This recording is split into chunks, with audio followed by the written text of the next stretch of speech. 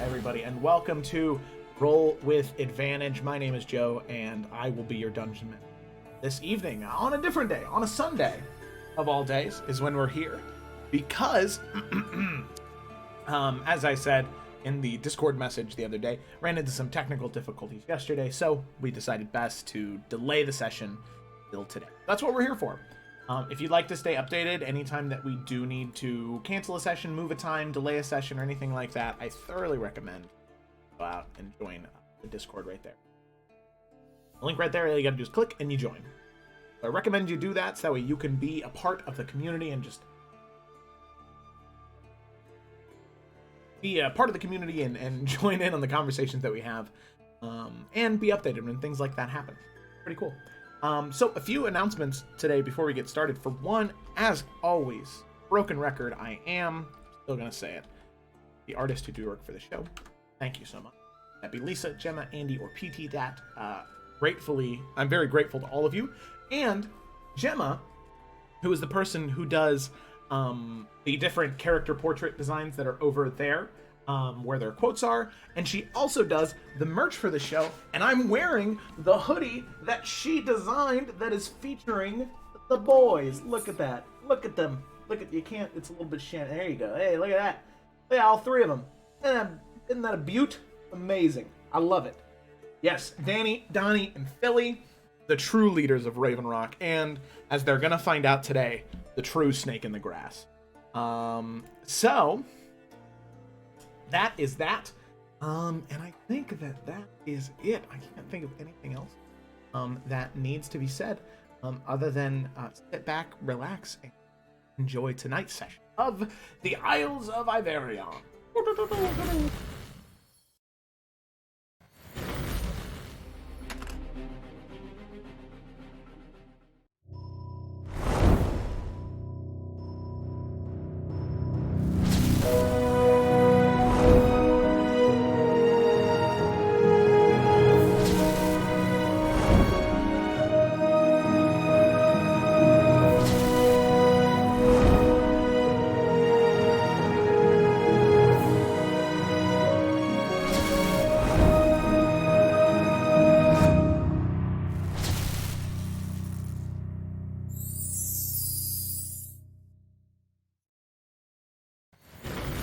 Alrighty, and we are back. The only other thing I forgot to mention is next weekend there will be no Isles of Iverion session because Mark and I are going to be doing another 24-hour live stream where him and I are going to be playing through the entirety of the God of War 2018. So if you know that game at all, there's a good chance that we might be there longer than 24 hours, but I can promise you we're going to beat the game. I might die partway through, but that's why Mark is there, to sort of pick up the ashes, same as Kratos did with Faye, and carry me to the top of the mountain, finishing the game. I believe that our powers combined, we can do it, so tune in next weekend, starting at 8 a.m. Eastern Standard Time, going all the way 24 hours until the next day. All of the money that we're raising is for A Kid Again, which is a charity based in the U.S. that focuses on raising money for children with life-threatening illnesses to give those kids and those families adventures, a year's worth of adventures, so that way they can have fun and be a kid again without the added stress of all the medical bills and pain that family's going. Gives them one final time. Enjoy life. Have fun. Stress-free. So it's a wonderful charity, wonderful organization. Very happy to represent it in that way and raise money for such a wonderful. So I think now and get started.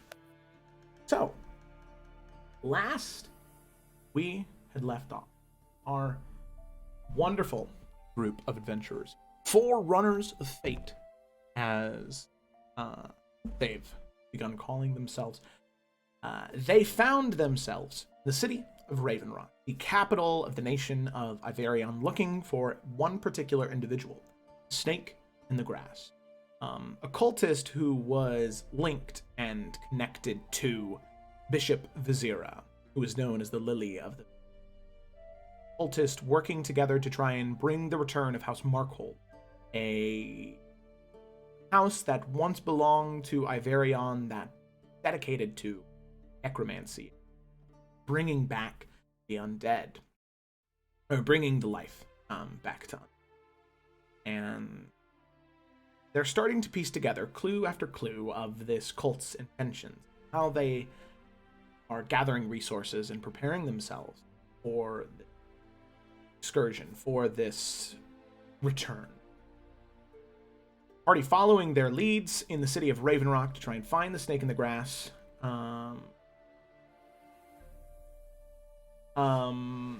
They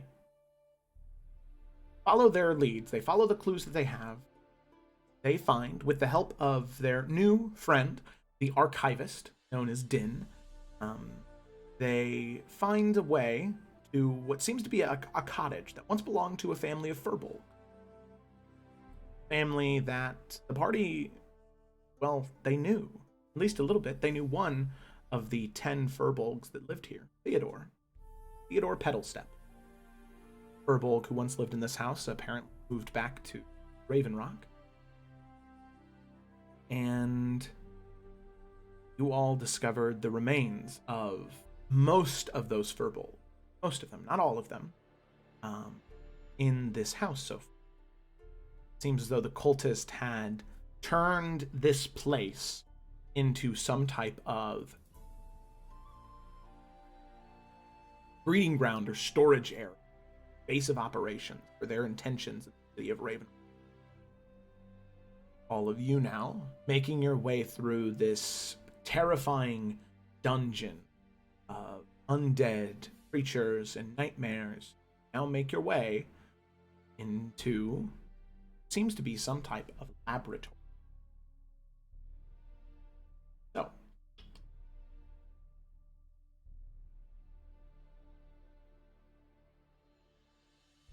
So, this is what all of you see as you enter.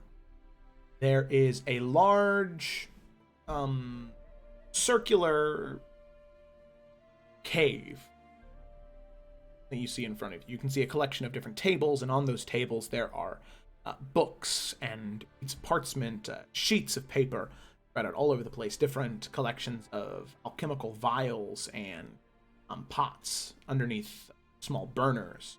You can see that any alchemical ingredients or any of these vials, and none of the liquids are full. They're all empty.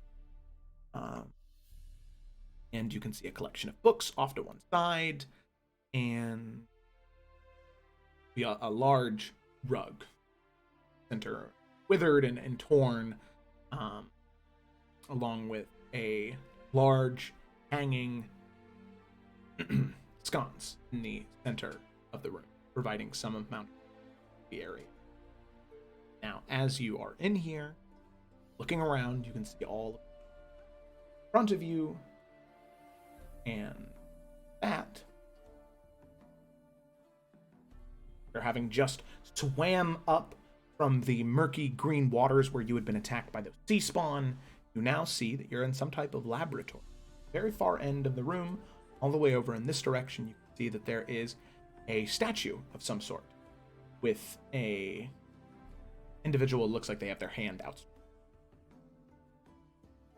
With that, there's no other entrances or exits to this room? Nope, just the one. Interesting. Okay. So with that, I pass it off to all of you. What are you all doing? Drying everyone off. All right, so using prestidigitation, dry everybody off, make their clothes all nice and clean.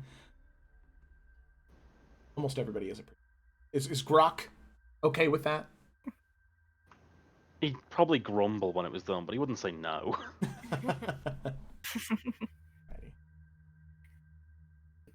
Everybody dry? This place looks shite. Fuck's this doing in a random cave under a fucking house? It's not a totally random cave, really. So, I mean, I'm not being funny, Yuri. I'm not fucking smart. This ain't no fucking wine distillery. No, no, it isn't. I'm gonna first of all look around, and I know I'm not a rogue, but I'm gonna look for any sort of like trap or something. This is a very big open space, and it scares me. Okay, yeah, make an investigation. Assuming I can get that off before Nalfian or Grok decide to walk out. So, just with a cursory glance over the area, there's nothing really that sets you off as a trap. Everything is fairly plain and simple. The walls are very natural stone. Round is a very mossy cobbled stone, seemingly more natural. Any of the tables, the books, nothing seems trapped or dangerous, as far as you can tell. I'm gonna use divine sense. Okay, drop divine sense. And let me clarify it. When I do this, I'm gonna be I should have linked it. Yeah, I'm just gonna kind of like scan the perimeter. I'm just kind of aimlessly walking around the room, but Grok's like sniffing out. So, with that, you can gather just a slight bit of seemingly undead just from the residue that is located in chemical container. Right. In terms of any actual undead creatures or celestials or fiends, not really picking anything. Okay. Grok will say, Twig, Yuri, those vials fucking stink. Like, you know, not just like stink like shite, but you know, like dead people. Or, you know, like those knobheads before. Stinks. Okay. Do you want to come and have a look at them? Maybe? Yeah, I mean, Twig would start making around, looking at like the books and stuff, just trying to get like a general idea of what they've been working at. Okay. Yeah, so as you go up to the tables, looking at the different bits and pieces of parchment roll, you find several things. For one, you find what seems to be a letter that is more recent. I will post it.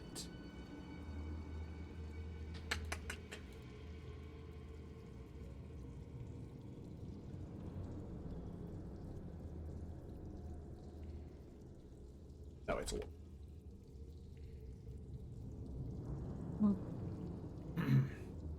Okay. Is a rest to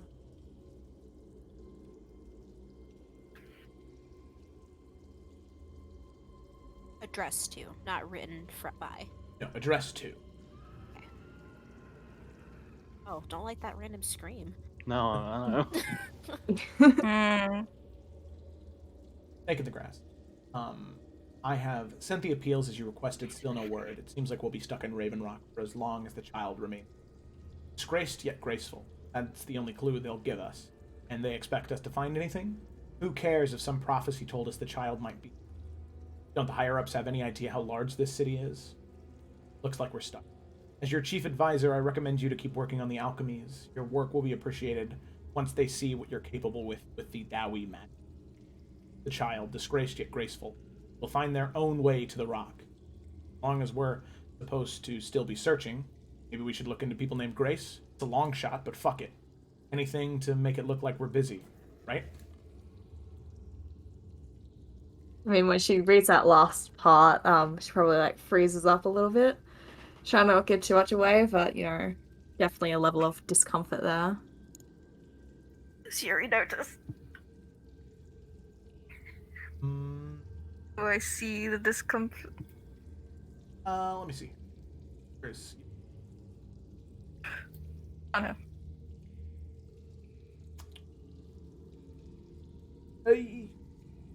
Real quick, just go ahead and make a deception check for me, Twig.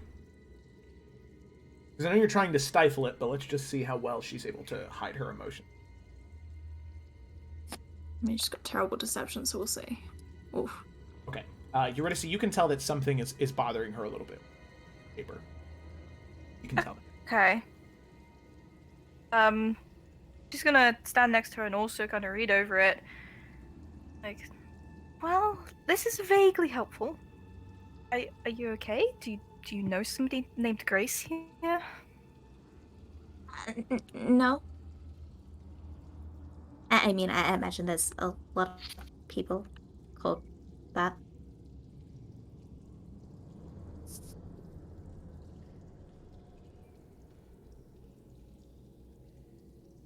Maybe we should take this. Not really sure what to do with it for now. Who could Kay be?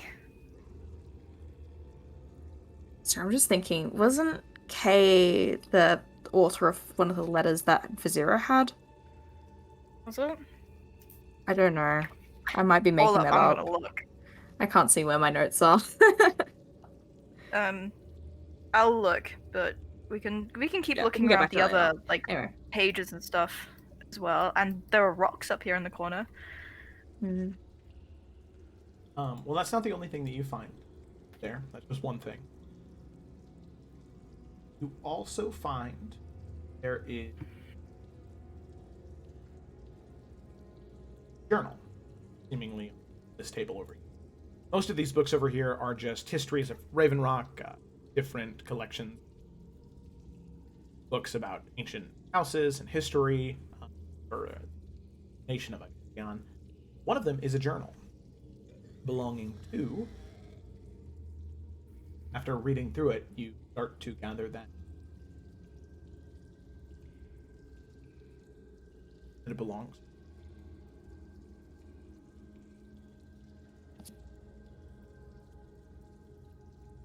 You can see that on this table as well, along with the stones, there are collections of what would look to be carved wooden sculptures. And in the journal, there are a few entries and a few notes that he was making. So, those are... these are generally it seems our patriarch was a wood... Gonna go ahead and sell off those for pocket change. Bothered by. One of these looks like a carving of his wife. Hard to tell considering the onkegs took off her cheek. Artists are my favorite to work on. Do you ever wonder if they still want to work on their wood carvings under there? On top of that, after several other what seem to be just odd and grotesque sketches and drawings, different burbles, different etchings and carvings and skin, you get to entry that seems to have 8 different symbols. 5 of them recognized. Luckily, all of them are labeled. This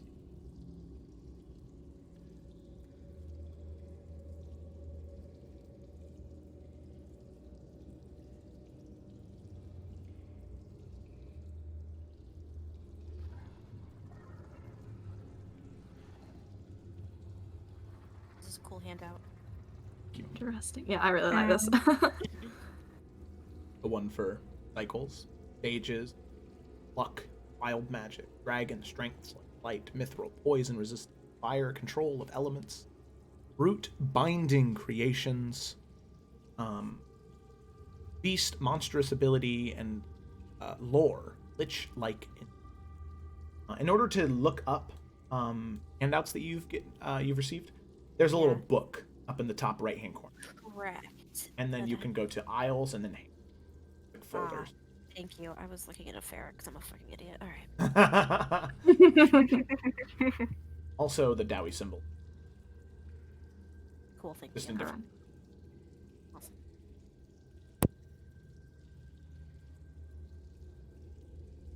Can Grok and Nalfian move this rug while they're doing this?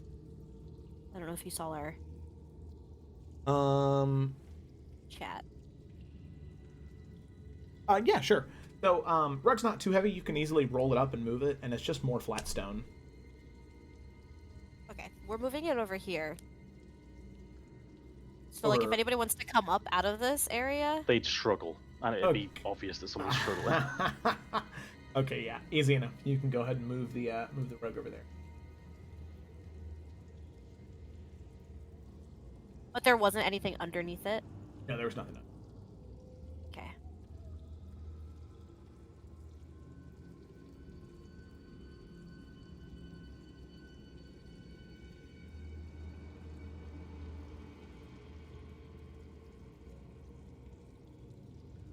You gonna move the rug over there? The rug. I can draw a rectangle over there. Oh yeah, there you go. Yeah. All right, rug's there. Yeah. Beautiful. Nalf and Grok will get over there. Nalf's just gonna approach them. All right, ladies, what do we find? Well, Mm. nothing on the snake in particular, I don't think. But at least it seems that they don't quite know what they're looking for either. I mean, they have an idea.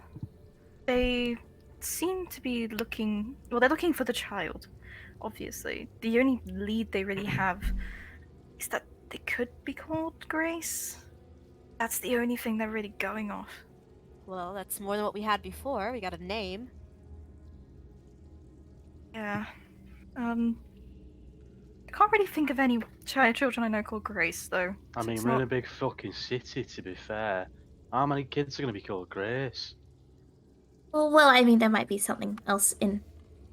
Well, something else in these notes. I mean, I think it's a bit hard to narrow that down. I think we need to find something better than a name.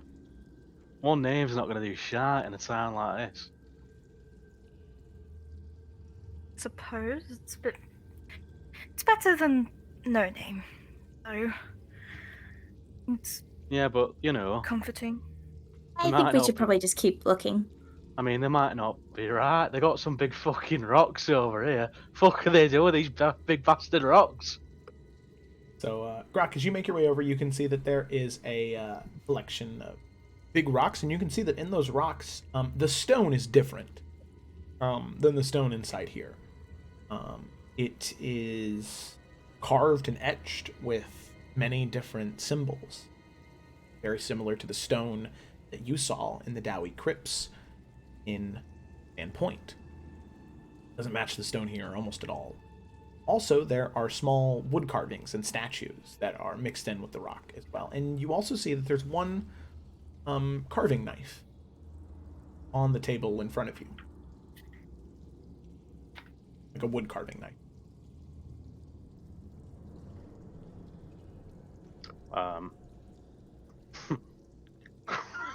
Grok's gonna pick up the wood carving knife and just start carving into the table. Grok was here. Okay, alright. And you notice that it has a hard time carving into the wood, oddly enough. I mean, I'm not being funny, they're big fucking rocks, but, you know, they look a bit different. A little bit. Was a huh eh ruh. Are you okay? What are you? Oh, give me a minute. Man, Alright, hold on. you don't even spelled it right. Was here. Fucking knobheads. Can Nalfian look at the statue a little closer? Yeah, go ahead and make an investigation check on the statue. It has its hand out. Is that what you said before? Yeah, it does. Alright. Nalfian's just gonna be like, oh, pleasure's all mine, thanks. And just like place his hand. Oh. That's not his strongest thing. So as you place your hand on the other hand of the statue, you can feel that there's a small give to it. The hand actually moves. Oh, whoa. Up or down, or just all directions? It seems like it has a full range of motion. You can see that the statue is of some type of, would look to be some type of noble, very crudely carved, and you can see that the other arm is folded across their chest as if you were laying somebody to rest. Both arms, one arm crossed over and the other arm outstretched free. Nalvin's just gonna turn around to everyone and say, "Does this handsome man look familiar to anyone?" Stop fiddling with his fucking hand now, they? Finn. Fucking hell. I can't What are you help doing it. with that? It's a little handsy. I mean, can you blame him? Nalvin's just gonna like wiggle it up and down. I think it's That called a would be- stranger if you do it yourself. Jesus Christ. Maybe don't be pushing it around. It's obviously gonna potentially trigger something. I mean, I could swat it one. Has No. moving it done anything, No. Joe? No, it's just creaking. Hasn't moved anything at all. Do any of us recognize it? Anybody who is proficient in history, they can make it. Oh, I hope I am. I am not. I'm not. Ah, That's a bit I awkward. know. Din is The hermit. Hermit's finished. Oh, Good job, Din. Oh, wait a I second, mean, that's not I sure hope he is. Well, that one was private, so is I'm just gonna roll it to see. Hey. Oh, Oh. Smart boy. SpongeBob Maple. He's going to approach. Going to sort of hand resting on his sword, still in its hilt. Sort of cocks his head and says, "Wait a moment. I think that I. It's very interesting. You see, it seems as though somebody started to work on it. They gave up partway through. On the chest here," and he begins to trace his fingers along the chest. You can see just one part of it sort of peeking out over the hand that's already undone, or that's already crossed over the chest. And he kind of lifts up that arm, and that arm moves as well. Both arms have full range of. And you can see inscribed on the chest is that symbol of House Markhold. Well, we're in the right place. Yes, I think that, if I'm remembering correctly, I didn't study the old houses very much. Growing up, I was taught a lot about the grave mistakes of House Markhold. Always having it be important to know your enemy. And I believe, tracing the face, I believe this is Hey Mom. Might be. There were only ever written passages describing the way that he looked. Narrow features, the elvish ears.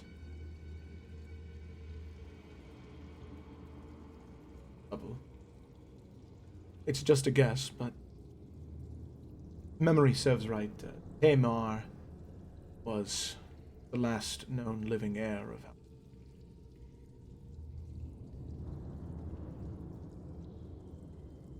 that have gone missing, died, tortured, taken captive. A million different stories about what happened to him.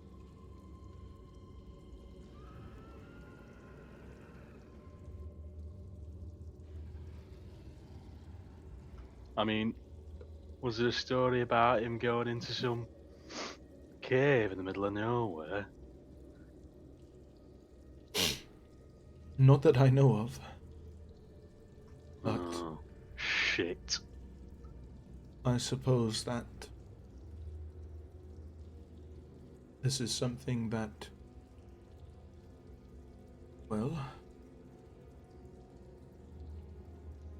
House Markhold had in its obsession with death and dying. Thinking of death is just another form of sleep. So they would sleep in the same way as he moves one hand up to the chest back to where it was, crossed over. That death was just a form of sleep that you could wake up from. And holding on to the hand of the other one that was free when you found it now. You can see he apprehensively starts to move it towards the other side of the chest. So that way the arms are crossed over in an X over the chest. And he kind of stops halfway through and says,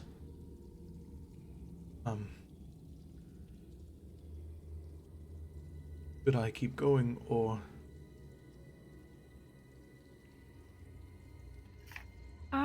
Keep going, doing what? Let's err on the side of caution. You step back. He's putting the arms across. If you step back, I can just do it from here. Well, yeah, of course he's putting the arms crossed. Fucking why? It's a statue. I think that there's something behind the statue. Nah, it's just shy. It's fucking wobbly. I can swat it down if you want me. If No, you think he's an ugly Falcon's prick. just gonna go up and push the arm into place. Okay. Alrighty. Visible face bar. Did you not watch Salamander Coast? Every time they triggered something, they got absolutely murked. Okay. So...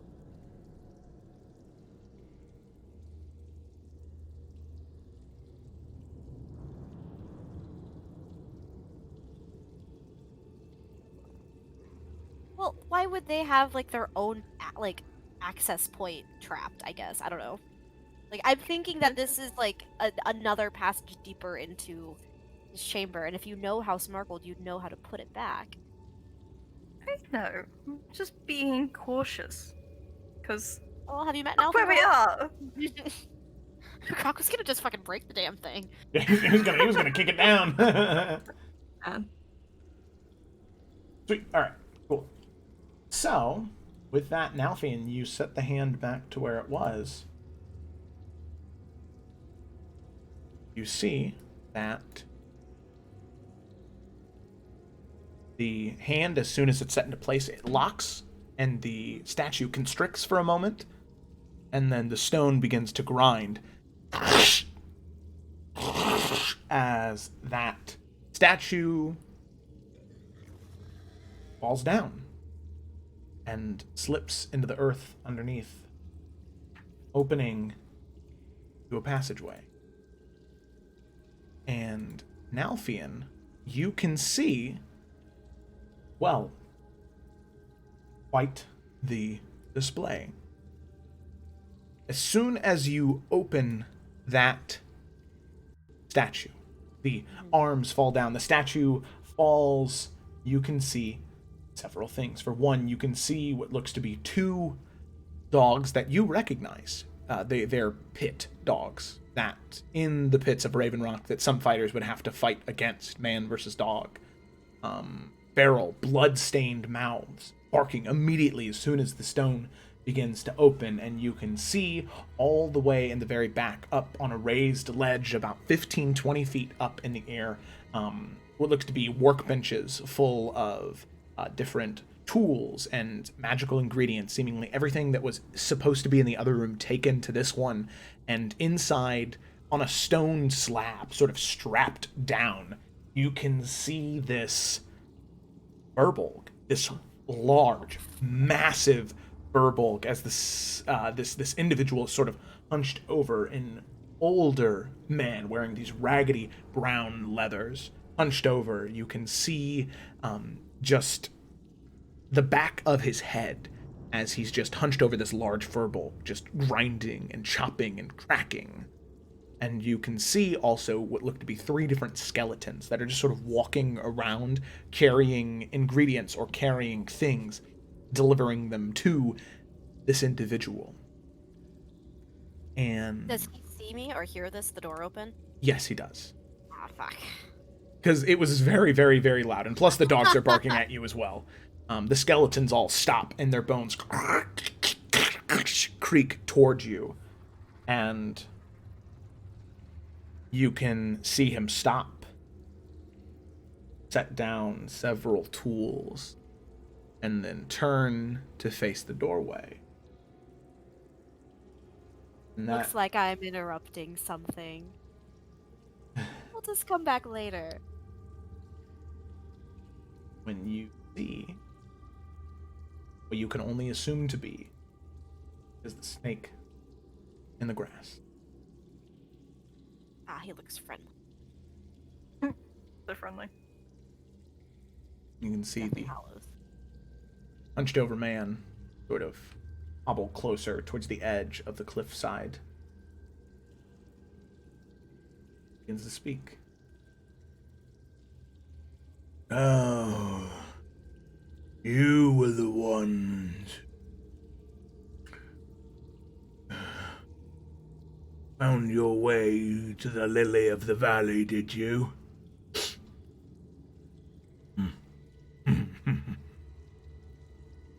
Well, if you're looking for the children, it's too late.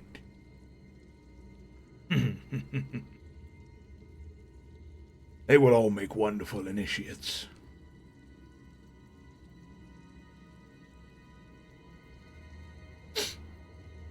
Great. As soon as he says that, Nalfian wants to shoot him with his arrow. So, as soon as you go to pull back the arrow and fire, you can see him duck for just a moment and pulling out this very gnarled, like a bone dagger, stab it into the furbulk in front of him, and you can hear this earth-shattering tone emerge from that zombie-like furbulk. This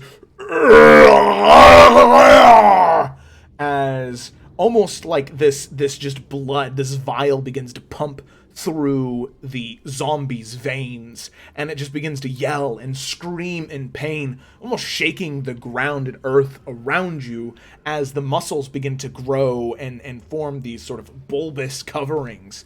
And the furball grows about 3 or 4 feet in size until it snaps out of the leather straps, holding it down, and it is this massive, monstrous beast. It grows horns and hooves, and the snake in the grass grabs what looks to be a battle axe from underneath, and he hands it to the furball and says, "Go, my son. Welcome our guests." And at that point, as you pull the arrow back and go to fire it, I would like everybody to roll for initiative. Oh, we could not. This could not happen right now. Alrighty. Oh, I can come back later. I told Let me you. go ahead and... Oh God, what the fuck? Oh, what? Why did I roll twice? We'll take the 10. Okay, so let me go ahead and unhide him. Wasn't one for the shadow, and then one was for you. Oh, that's weird. Yeah, I don't know why I did that. Oh, it's probably because you have 2 characters there. Just Oh. on... So when you roll initiative, it just does it twice. Okay. So let me go take, ahead. take the first one. Get everybody going here. He goes on my turn. Click. Black. This bad boy. Here we go. Second.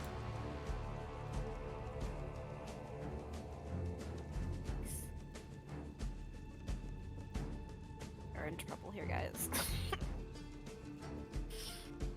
Go. I can't even see in there yet. Yikes. Okay. Alrighty. Boom.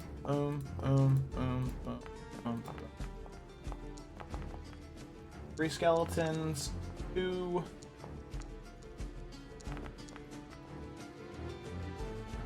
Are they all rolling better? Yep. I mean, I rolled fucking 2, so I rolled a 1. Well, I rolled a 10 first. I don't know if you want to adjust that on the advantage thing counter. Oh, If it yeah, has I Nalfian and Shadow. Yeah. Erase the Nalfian, I guess, since the Shadow one was rolled first, technically. Okay, yeah. Sorry, I just don't know why that...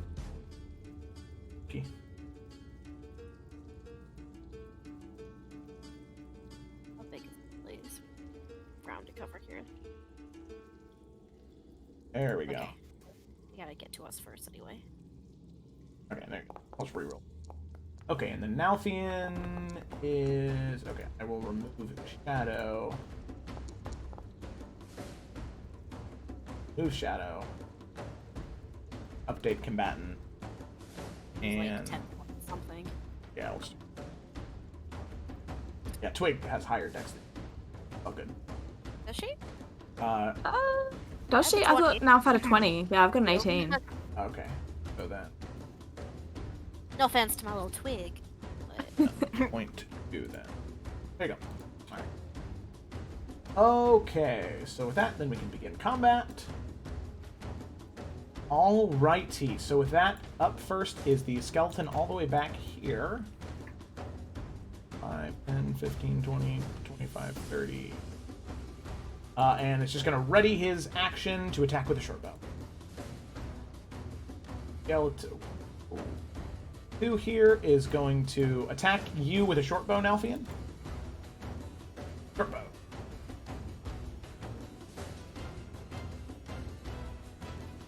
Maybe?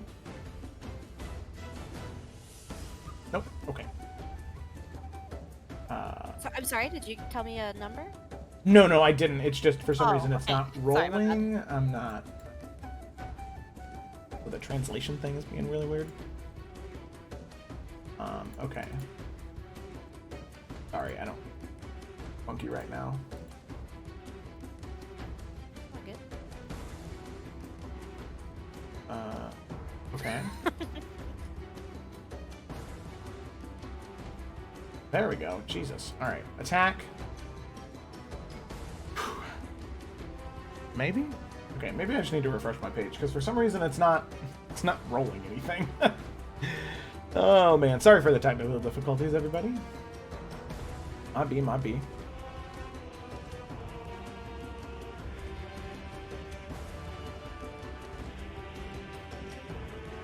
Skeleton, short bow.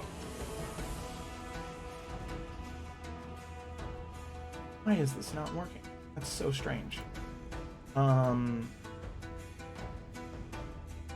Scott, this is what we get for playing on a Sunday. It's like, this is the Lord's Day. What are you doing?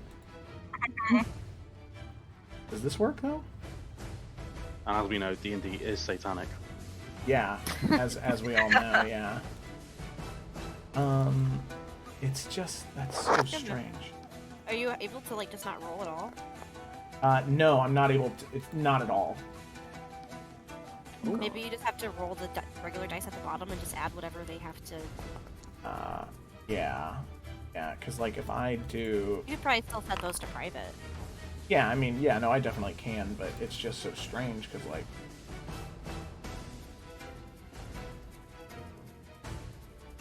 I'm very... That... Attack, normal. Okay, alright. Well, that's fine. Alrighty. So, then... What I'm gonna do is... Yeah, I guess I have real life dice, so I guess I'll just use those. Please, okay.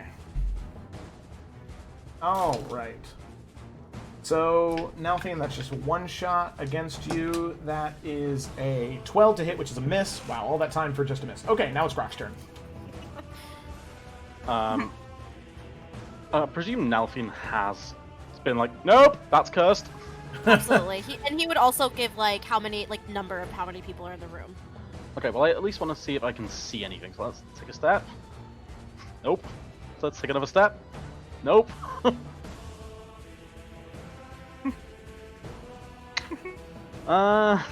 Is it that dark in there?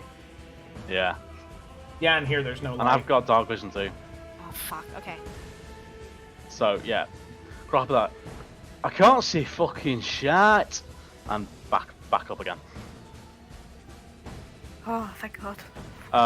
But I'm going to ready an action, Joe. Okay. And I'm going to ready, as soon as I see the big knobhead and Alpine's warning me about, I'm going to control him with my gauntlet. Okay.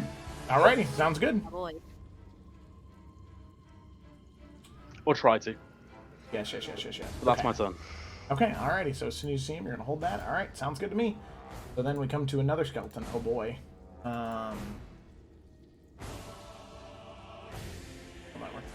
Very cool. All right. I'm over here, and it's gonna try and take a shot at you, Nalfian. That is a 21 to hit. And that is 7 points of piercing damage. Okay. Yeah. 1d6 plus 2. All right. So then, Nalfian, it's your turn. Yeah, that's not cool. Who just shot me? It's this skeleton right here. Great, I'm gonna take a shot at him.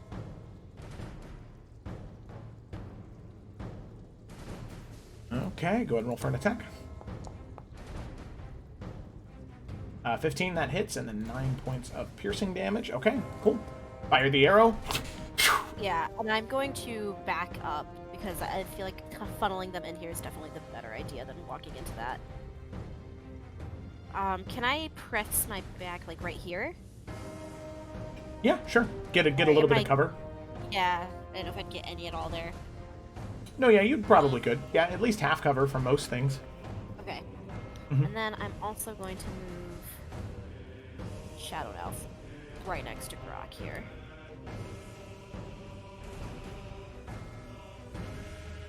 Alright. That's my turn. Okay.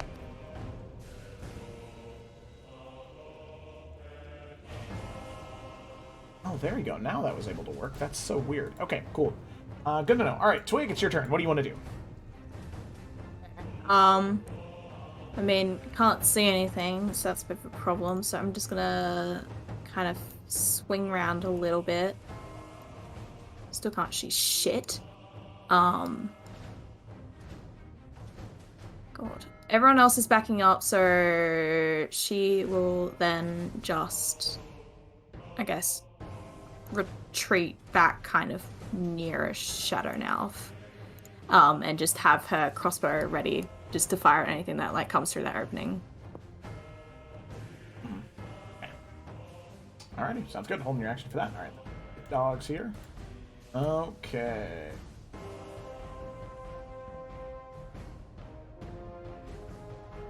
Quite a bit of range.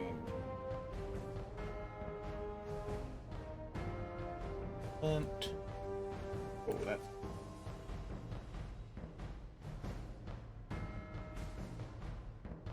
okay. So 40 feet, gonna run there. There. We will use their action to dash, getting right up to Nalfian. So that means Twig, your attack of opportunity would trigger.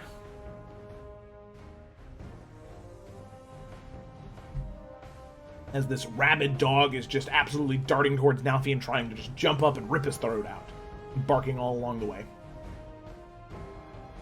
I feel at this point she's just very anxious and scared of everything and what's happening right now. Oh god. Twig crossbow ain't working. Oh no. Let's see if light crossbow works, maybe. Probably. Oh no, it's not even in there anymore. God. I don't. Crossbow bolt. Now it will.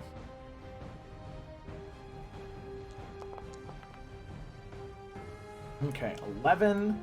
Sadly, that is a miss. Very anxious, very scared, and on top of that, it's still an animal. So you go to shoot, but the bolt flies past, scatters into the stone wall in front of it. Yeah, right. I think as soon as she sees that it's a dog, she kind of like, flinches. Just reflexively just like misses, like, pulls it away. As you do.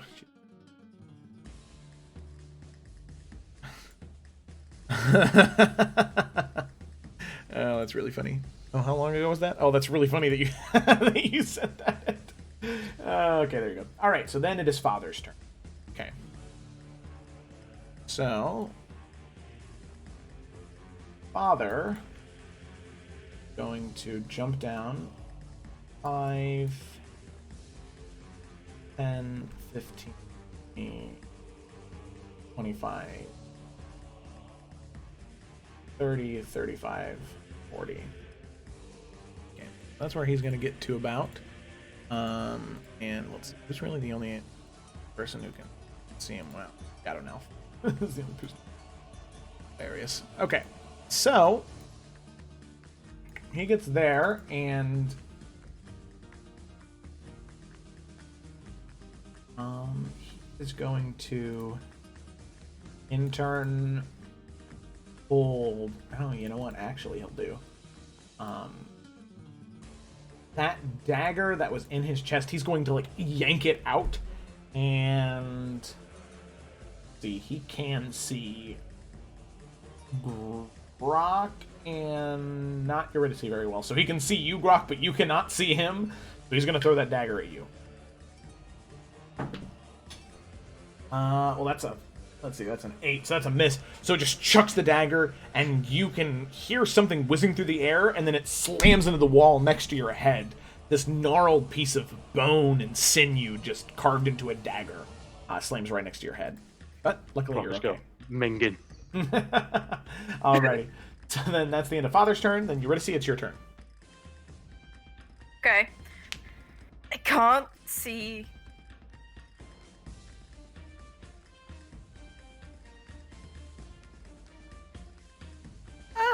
Alfeon was calling out, right? He was saying what was happening in that room. Yeah, he just described everything that's happening there. Mm-hmm. Mm-hmm. Okay. And what I am going to do is if I tried to like cast Eldritch Blast, would I not really be able to do it if anything came through there? Just here. Wait, sorry, what's your question? So if I was to like stand here and then try to Eldritch Blast something coming through the door, would I not be able to do it because like Din and Alfeon are both in the way? I mean, no, you could probably still hit them. I mean, I think that what I would do is like maybe on the chance of a natural one, it'd be more likely that you accidentally hit somebody, but you'd still have a chance to hit them, you know. Yeah. Okay, what I am going to do is Eldritch Blast the dog first. Yeah, I was like, there's a thing there, Lisa. I was saying it, and then I saw the dog, and I was like, oh wait. So yeah. Okay, alright, Eldritch Blast the dog. Let's throw this at the dog. A 13, that is a hit for 7 points of force damage. The bolt slams into it. There we go. Bolt slams into it, slamming into the side. The dog yips, but still just goes back to growling towards Nalfian. She like just whispers under, I'm so sorry, because she really likes dogs. But she's then also going to move up here because she doesn't want to be the first thing that gets seen. So yeah, and that's it. Okay, alrighty. So then we come to the snake in the grass. Oh, let's see. The snake in the grass is going to, being on this elevated platform, he's going to move over this direction. Seeing the Nalfian is tucked up against the wall, then I guess he's just going to throw a firebolt at.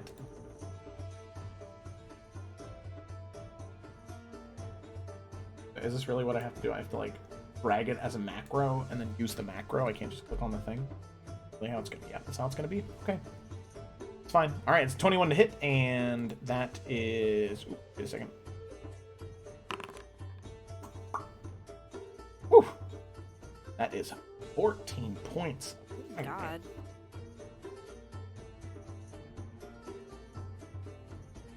Okay. The bolt of fire slams into Din as he's just like cascaded in flame. Tries to throw his arm up to block it. But that is, well, actually, let me see. Okay, no, sadly he does not. Okay, so that does hit.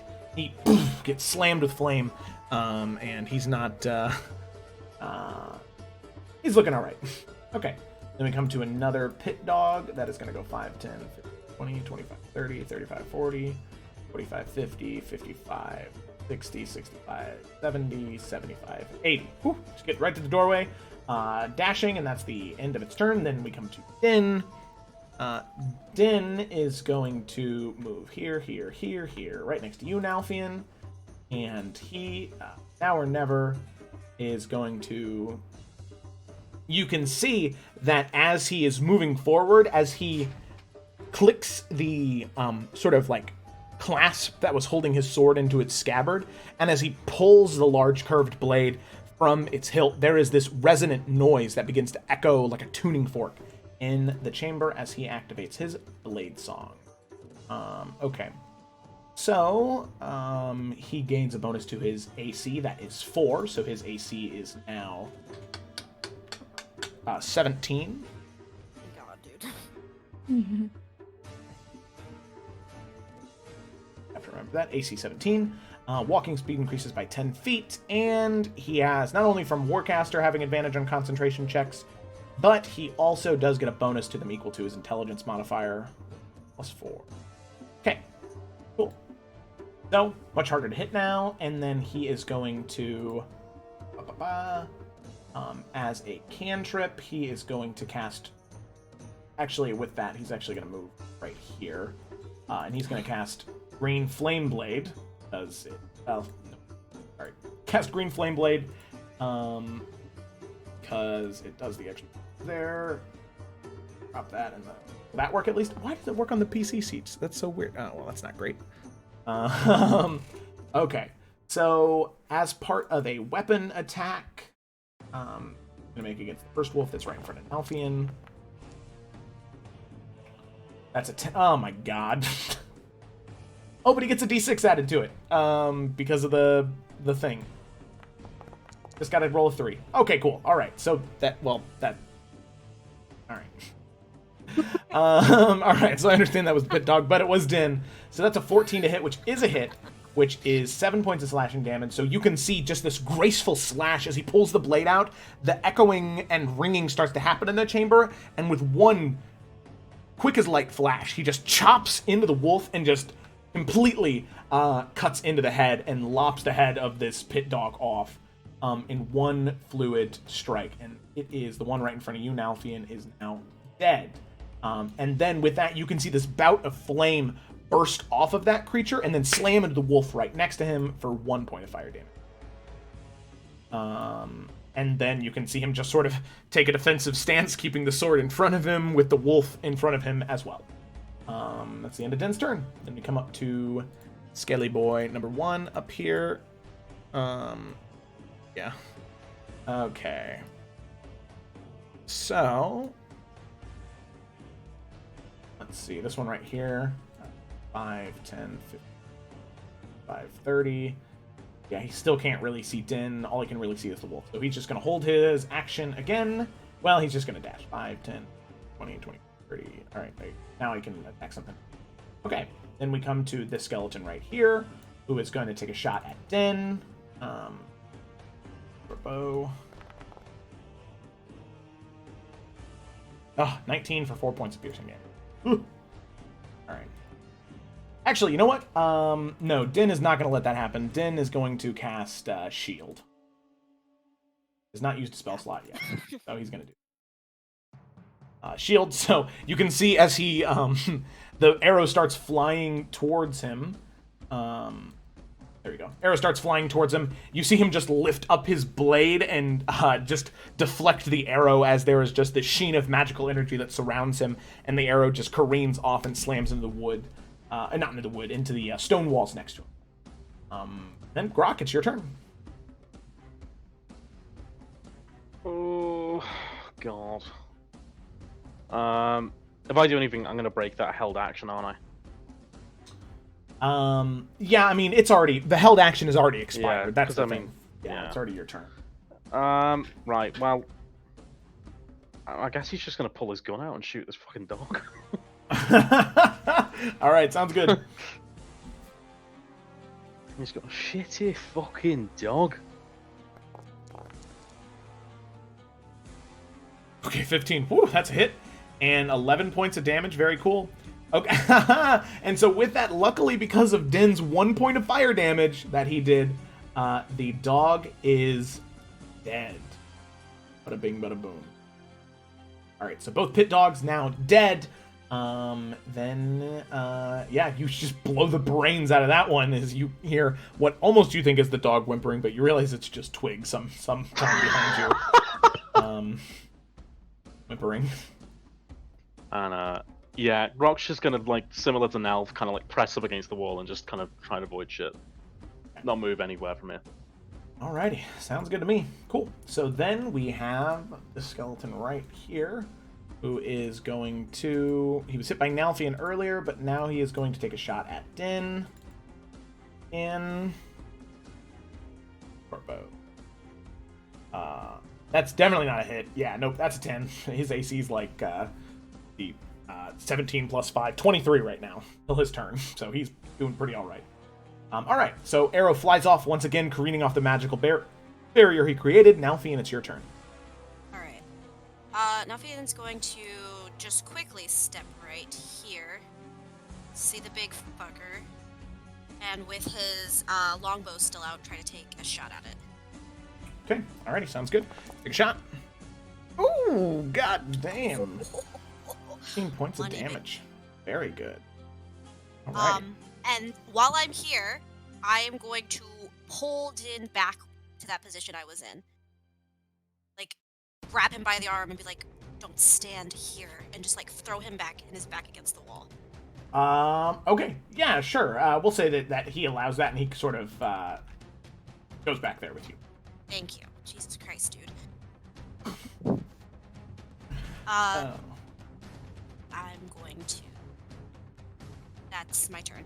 Okay. No, I lied. I lied. Okay. I'm gonna move Shadow now in front of Din. Okay, gotcha. Alrighty, cool. So then we come to Twig. And it's just not like what's happening at the moment. Yeah. Still can't see anything and doesn't want to look in that direction too hard anyways. Yeah, as it gets to just about the time when you're ready to take off and go and do something, you hear this just like earth-shattering scream from the creature that Nalfian shot with an arrow. It just lets out this absolutely monstrous yell from the other room. Yeah, not a vibe. She's just gonna kind of like take a couple of steps back and, you know, load up her crossbow just in case anything comes through, but she's not gonna do anything else. Okay, alrighty, holding your action, shoot if anything comes near. Alrighty. With that, we come to Father. See here.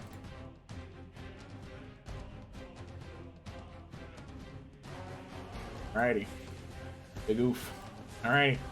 So it's gonna come right here, getting right in the middle, sort of getting just near the wall, and then... Oh, didn't mean to show. So then... No, that's... Never mind, that's Polar Master. So with that, as soon as he gets there, he's going to bring up this giant battle axe and slam it down right on top of Shadow Now. Luckily, you moved Din, so Din was not the recipient of that. Well, actually, you know what? Because he was running that entire time, he's actually going to gore Shadow Now. So you see those giant horns just bring down as he slams his head into Shadow Now. And, oh wow, it's nice to know that these buttons are broken.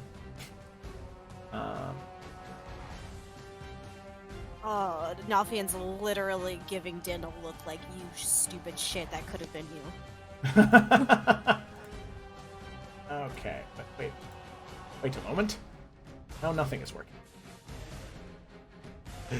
Oh gosh.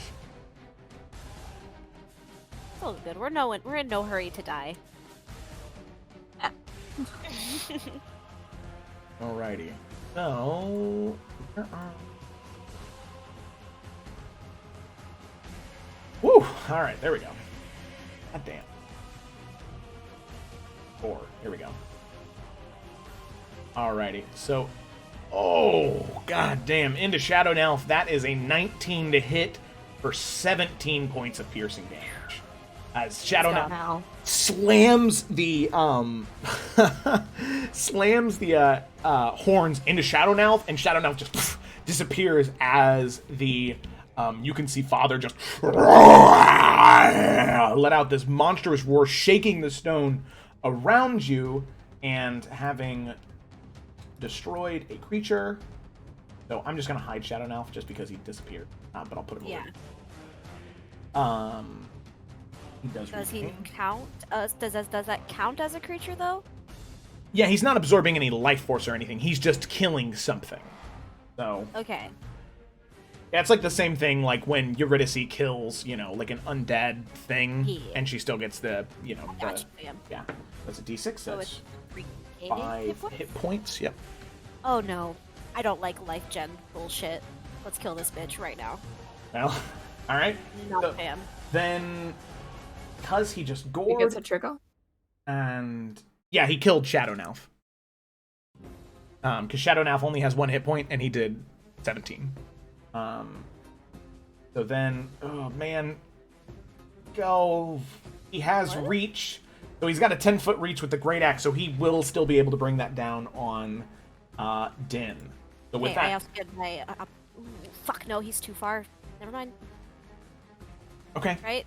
I can't sentinel that, or do I? No, I you don't can't. think That's so. only with melee weapons. Yeah. If you were standing next to Den right here, well, no, you'd have to be next to the Minotaur, or next to Father. No, I would just need to be closer to him, and just in general, because Yeah. he's using reach to get to Din. Never Yeah, mind. exactly. Okay, so with that, that's going to be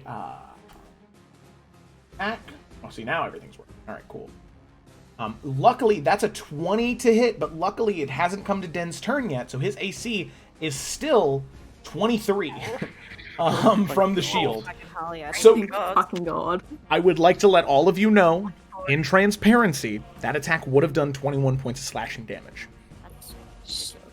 So, the great axe comes down and Din goes, and just deflects, and you can see this just almost like sparks come off of the magical shield and sword that he has, bracing the attack as he scooped back maybe 2 or 3 feet just from the pure amount of force that's brought down with that great axe on top of him. But luckily, Din scoots back, but he maintains his composure, and he's still alive. Okay. So then, Eurydice, it's your turn, and you can see this absolute monster just... Interrupt. Does Twig get a reaction? Not her reaction, Oh. her held action? Yeah, held action, yeah, you would. Sorry, my bad. Cool. So you see it, and you... Oh, fuck. And you shoot, and... Yeah, Ooh, sorry. that is good Oh, yeah. damage. Yeah. Good job. 12 points of damage. Alrighty, cool. So, you fire off the crossbow. It slams into Father, and you can hear him once again yell and roar, shaking the stone around you, and sort of seeing where the arrow came from and just looking off that direction. Instant regret. I guess regret. Small little yelp just comes from her. Alright, with that, Eurydice, what are you doing? Oh, okay. She sees what's happening, and she's like, "Oh god, oh dear, okay." And she's gonna move over here, and remembering what she did before with the woman, where she was able to just kind of stop her, gonna look at her hands and be like, "Okay, please let this work." And she's gonna try and cast Hold Person. Oh, sadly, as soon as you cast the spell, it fails. Because this is no What? longer a person, this is a monster. It's a monstrosity now. Humanoid, right? Not anymore. Because of the effects, you can see him getting closer. This is no longer a furball. This is some type of twisted mass of monstrosity. And you can see, and Twig, you were the one who saw it, as it's now this close to all of you, you can see that it is completely all over its body. It is completely covered in those beast runes. Its entire body is just covered in them. There's almost not an ounce of flesh or skin that doesn't have those runes. And any of them that don't, they're covered in like twisted, matted tufts of fur. Whatever humanoid was here is no longer there. So I will say, noticing that, Eurydice's smart, so I'd say if you wanted to retcon that, you could, so that way you didn't waste the spell slot. Because as a warlock, spell slots are very, very valuable. Yeah, then she'll be like, "Okay, not that plan. Instead, she is Hopefully calm that going night. to just..." Instead, she's gonna Eldritch Blast. There you go. Just plain and simple. Let's just Eldritch Blast this thing. And hope to God that whatever Grok has planned works. Oh! Okay, 15 and 14 points of damage. Very good, very good, very good. Alrighty, poof, the Eldritch Blast slams into Father, once again blowing off like tufts of like matted fur and flesh. But it's still hanging in there. Okay, and with my bonus action, she's got one hand kind of firing this blast. Her other hand is going to reach out to Din. Is going to drag him backwards 5 feet. And because it's forced movement, there's no attack opportunity. That is correct. All right, so boom, he scoots back 5 feet, and you see yells at him, just move, please, away. You see the Minotaur, or the Father, try and slice with the Great Axe, but Din is able to duck out of the way thanks to your pulled movement. He says, "Thank you," and he's breathing very heavy. Okay. Okay, and then I just move back a little bit here, and that is my turn. Okay. So that comes to the grass. So he is going to move right here, and he's going to fire a firebolt at you. Actually, you know what he's actually going to do? Oh.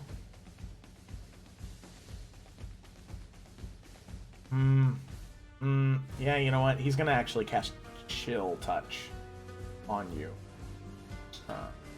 On who? On you, Eurydice. So that is a 17 to hit. Uh-huh. And that is going to be...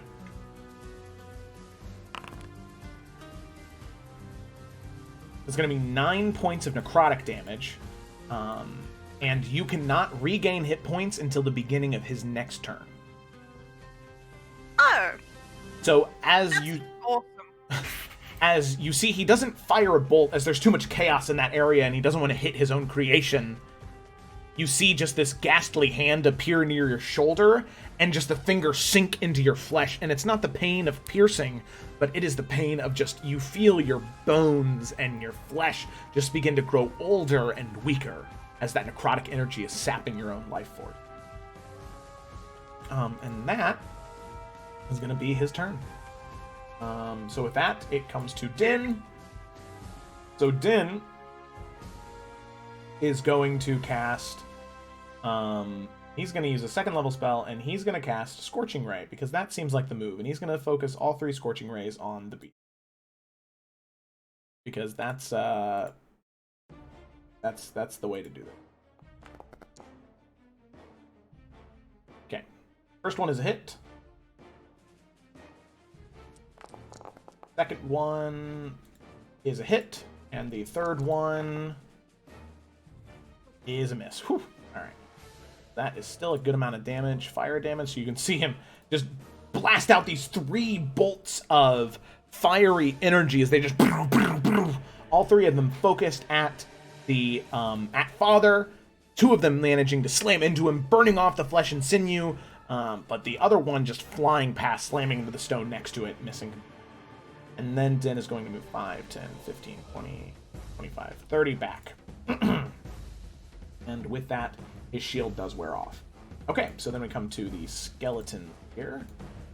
This one is going to go move 5, 10, 15, 20, 25, 30. And is able to just see Grok. So I'm going to say, Grok, you probably have half cover, so that's 2 to AC. So it's going to try and take an attack at you, but at plus 2 to AC. Okay, that's 12. That's a miss. Nope. Yeah. Alrighty, so then we have another one here. This one is also going to move... Well, actually, this one can see Eurydice pretty well, so it's going to take a shot at Eurydice. For bow. That is a 15 to hit. Is that a miss? Yep. It's a hit. Ooh, and that's... No, it hit. 3 points of piercing damage. Why do I always do this? Okay, so with that, Grok, it is your turn. Okay, does this thing look undead? Yes, it does. Then let's try it, because that's the best option I have right now. Okay. Grok will say, right, fuck it, trying it. Okay. Oh, Do you mean to throw it in there? Yes. It's not on beyond, or this one, so I've just pulled it from Roll20. Oh, okay. Oh, man, I thought that I added it on here, and I, like, put all the stuff in there, too.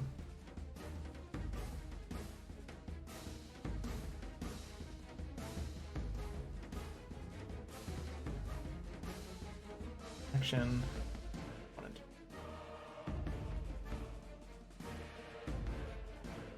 Where'd that mask?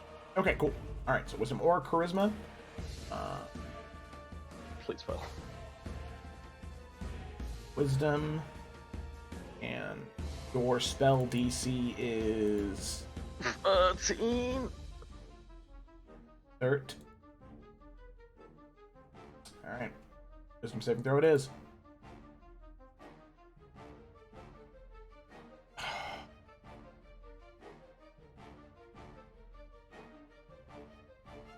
(14 minus 1 is 13). Still succeeds. Fuck. Wow. Reg. Okay. So you try and bend its will to yours. You reach out, the gauntlet begins to glow, but you can see the Minotaur, or the father, just look to you and just push your control away. Alrighty. So then with that, we have another skeleton right here. This one is going to come right here, and yeah, Eurydice, yeah, now you're the one in the center, so it's going to take a shot at you. It's a 23 to hit, Why? and that is 8 points of piercing damage.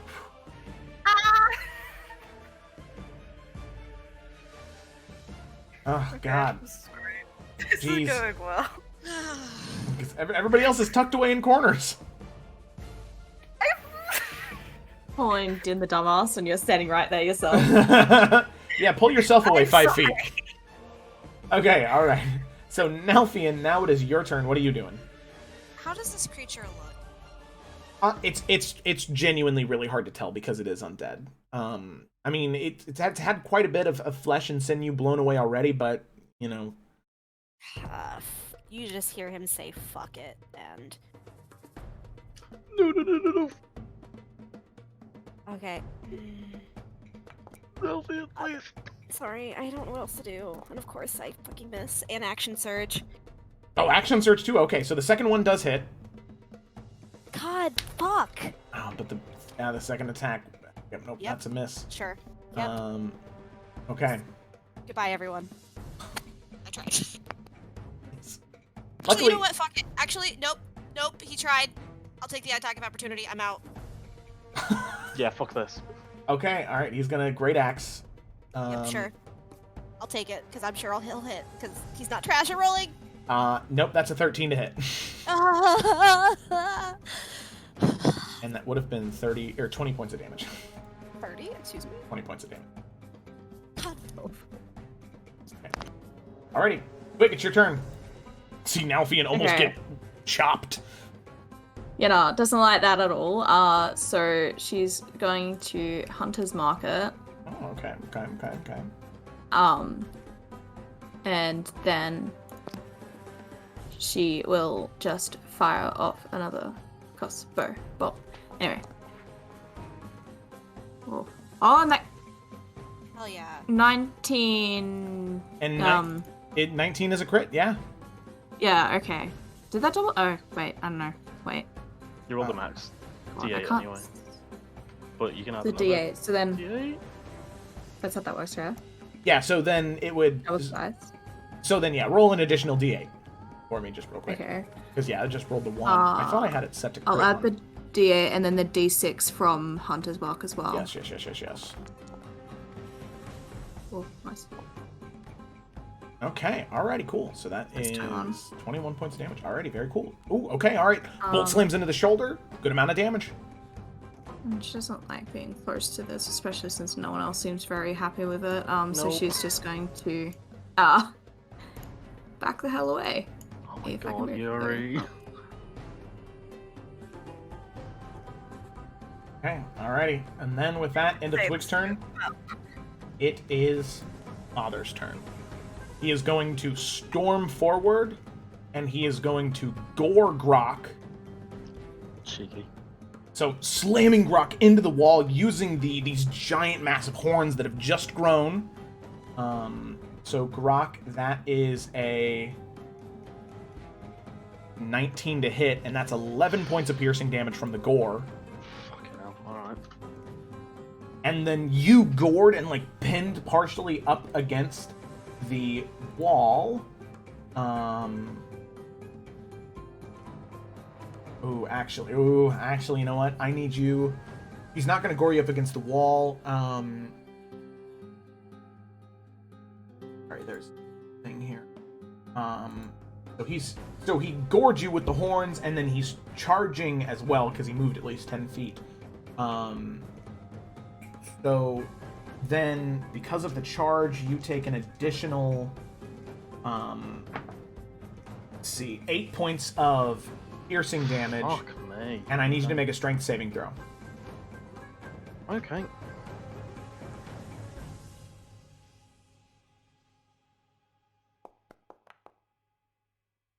Okay, 18, that's a success. So you can feel as he slams into you, you feel yourself almost be like lifted off of the ground and like thrown away 10 feet. Luckily, you managed to keep your ground, keep yourself grounded and sturdy, standing on the ground, preparing for anything else that may come. However, he is going to just wheel around this way and is going to bring down the great axe around on Nalfian now. And which in between the two of you, just lashing out against any living thing he can see. So Nalfian, this great axe attack is a 20 to hit. And that's... oh my god, that's 26 points of damage. Great. Sounds good. How much was it? 26? 26, yeah.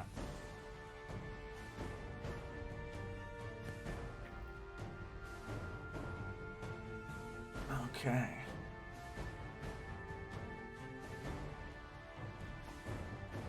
That is that, and then Eurydice, it is your turn.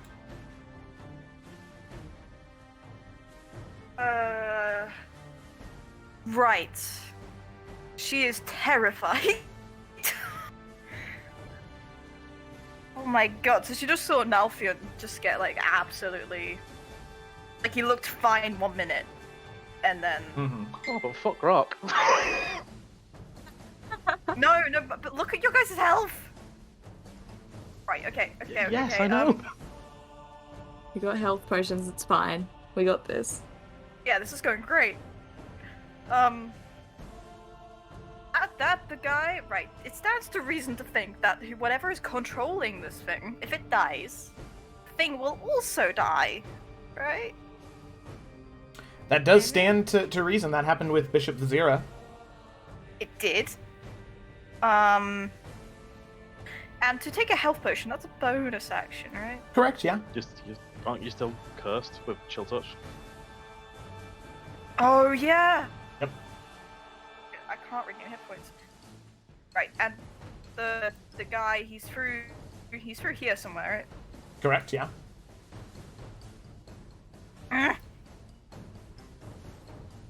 That's a suicide mission. And the big zombie dude. How dead?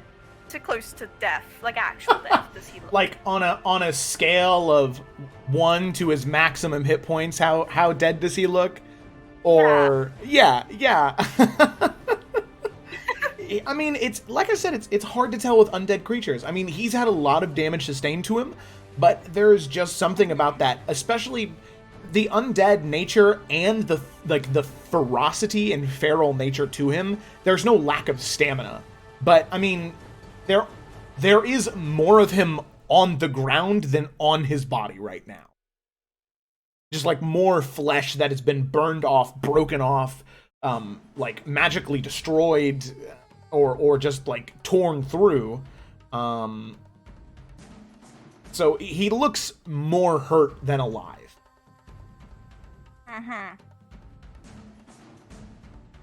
You won't let me die, right? Okay. So it's also, if I just ran into a suicide mission, they would like, Right, okay. Running over there would be a suicide mission, so I'm gonna go over here. Okay. And actually, I need to be more like here. I'm gonna try Burning Hands. Without getting rock. I'm gonna move over here. Oh yeah, if you went there, yeah. Plus you would get cover from most of the skeletons at that point. Uh-huh. So, I'm gonna do that. Burning Hands, alright. Without hopefully fucking up the template, like I always do. Yeah, you just gotta... Did you get a mouse? I do have a mouse. I've had a mouse, like, most of this time. Okay, cool. So then, when you cast it, use the scroll wheel to position it. Oh, very good. Okay, That's a so good like amount. that. Good bit of damage, yeah. And, okay, he failed with a 7. So he took 7 points of damage there. 17 points. 17 points of fire damage, yes. So you can see just the flesh, like, boiling off of his skin as he just once again screams out in pain. And you can see just, like, part of his bones beginning to grow more and more brittle and weak. But he is still just barely hanging in. Barely. 17 was a good bit of damage, I am going to take a health potion with my bonus action. Still can't regain hit points, though. Oh, wait, no, I can't. Never mind. Then what I am going to do... Fuck! What can I do? Could move away and get out of it. Yeah. Because the snake in the grass could still see you right now. Yeah, I can't see him, which sucks. I can't see anyone except Father. So... Still good to get away from him, though. Yeah, okay, I move over there. And if Yuri was ever in her head, gonna be like, Day! Fucking... You're always around when I don't need you. So when I do need you, it'd be really nice. And... that is all, because I can't regain hit points. Okay. Alrighty, sounds good. So then we come to the snake in the grass. Great way to make friends. Oh, I do have one question. Yeah. When this thing charged and gored Grok earlier, did Nalfian get a sentinel attack on that? Or would he? Nalfian, you would have gotten a sentinel attack, yeah. Okay, I didn't know if I was close enough. You should have, yeah. Alright, Yeah, you're in 5 feet. I take. Whew. Yeah, Whew, whew, I whew. definitely take. Yeah, you are. Okay, alrighty, very cool. So that is, whew, man, alright. Definitely getting close. Slashing through with your rapier. After hearing Grok roar out, that seems to be what caused the father to slash out at you with that great axe. But he's still hanging in there. Definitely a lot worse off, but still hanging in there. Okay, then we come to the snake in the grass, who is able to see Din. That's it. So Din is... Oh, shit. What?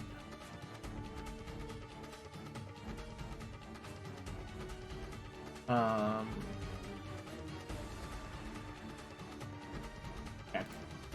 The snake in the grass is going to use a first level spell and is going to cast... Well, actually...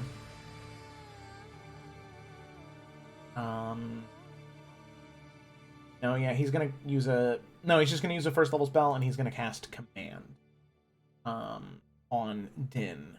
And he's going to say, Approach.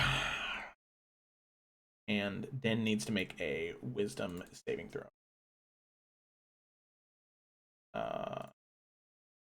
Saving throw. Proficient in them. Only +3. 15. Okay. Alright. So with that... Oh wait, why'd the music stop? I can hear the anger with the music off. Turn that back on. Okay. So Din, with that, that's the end of the Stinking Grass's turn. Then it's Din's turn, and Din is just going to...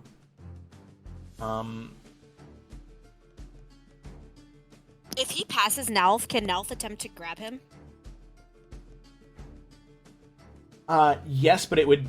Oh, you know what? No, you already used your reaction during this round by For the taking the Sentinel attack. Yeah. Yeah, so Din's just gonna 5, 10, 15, 20, 25, 30, 35, 40, 45, 50, 55, 60. Gonna dash over there? Bruh, slow down, slow down. What are Yeah, you doing? he What are you running? uses all of his movement and the shortest and most direct route, ending its turn if it moves within 5 feet of you. So command wears off now, because he now moved through and he says, What? Fuck are you doing, Din? Fucking get back! It's magic! It's magic! It wasn't my idea! And Yeah, well, I'll kill you my fucking self if you don't get the fuck over here right now. used up all his movement. That was his turn. Oh Good. my god. Yep, alright. Skeleton. Okay, Skeleton is gonna take a shot at Din. Short bow. Luckily his AC is 17. That Oh my is God. 7, so that's a miss. Arrow flies past, slams into the stone, he just ducks out of the way. Oh fuck. And then we come to... Alright. So, I'd say Din and Nalfian and Grok. You were probably the only 3 who can feel it. But you just feel the ground begin to shake more. And Din and Nalfian are the only 2 who can see it. But you see the ground by the skeletons just begin to shatter and then break open as an Ankeg breaks out from the stone and is going to attack the skeleton. And it's going to use an acid spray on the skeleton. Okay, so that is, let's see, DC 13 for them. Fail, fail, fail. Oh. Okay, so, with that, because of the, goddamn, really? Yeah, okay. So with that, all 3 of the skeletons are just melted. The acid spray just burns through the bone, and all 3 of them just clatter down onto the ground as the Ankeg slowly begins to move up this direction. Skittering across the ground, climbing up the ledge towards the snake grass. Okay, so then, Grok, it is your turn. Well, I can't really move, so I've got one option. Now, I do have a question, because I genuinely can't remember. Okay. My cannon, is that a short rest or a long rest? I think we said short rest. Because we've had a short rest since I used it. You did? Yes, you did. Yeah, in the caves after the sea spawn. So, yeah. Grok's gonna punch this thing in its back or chest, whatever, and say, "You big fucking ugly bastard," and then just cannon it. Okay, alright, sounds good.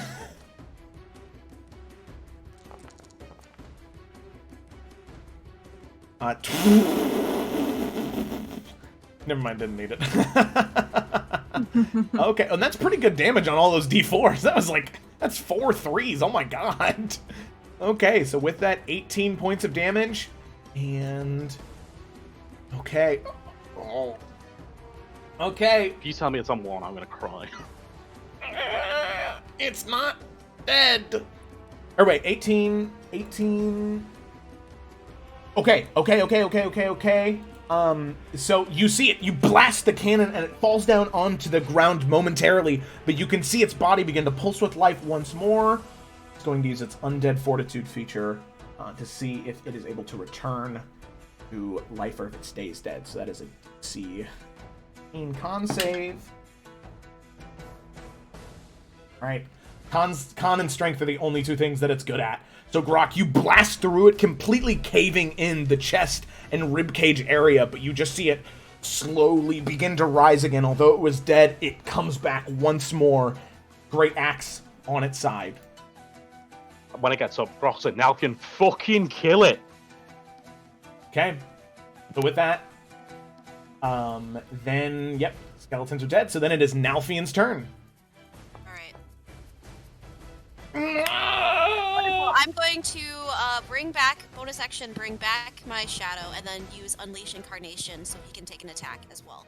Okay, where do you want to bring him back at? Just right Right fucking here is fine. right there? If Okay. you did it there, would that give you thingy? Oh yeah. Oh, flanking with yourself? Yeah, man. Hell yeah, let's do this. Oh, okay. 16, 14 points of damage. Okay. Alrighty. So that is a Does hit. my Unleash Incarnation get a bonus action? No, it's just an Okay. attack. So it does slash into it. However, it does get to use that undead fortitude again. However, the DC increases by 2 now. I'm sorry, wait, it can just keep vamping back up? Yeah. Yeah. That's undead creatures, man. Actual fuck. Okay. Fuck. I call bullshit. You slash into it, it falls down again, but then it just once again gets... The ferocity and monstrous nature of the creature keeps pulling it back Nah, fam. to life. Nah. Twig, still hunter's marked. What do you want to do? Fucking want it dead.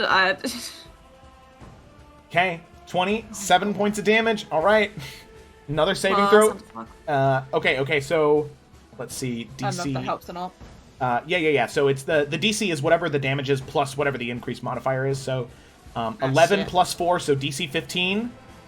You know what? I just so we're all on the same page, it's gonna make a con save. I'm gonna make the con save in front of everybody. All right. Okay. Come on, mate. All right. Nail it. You can do it. Here we go. Con save. Hell yeah.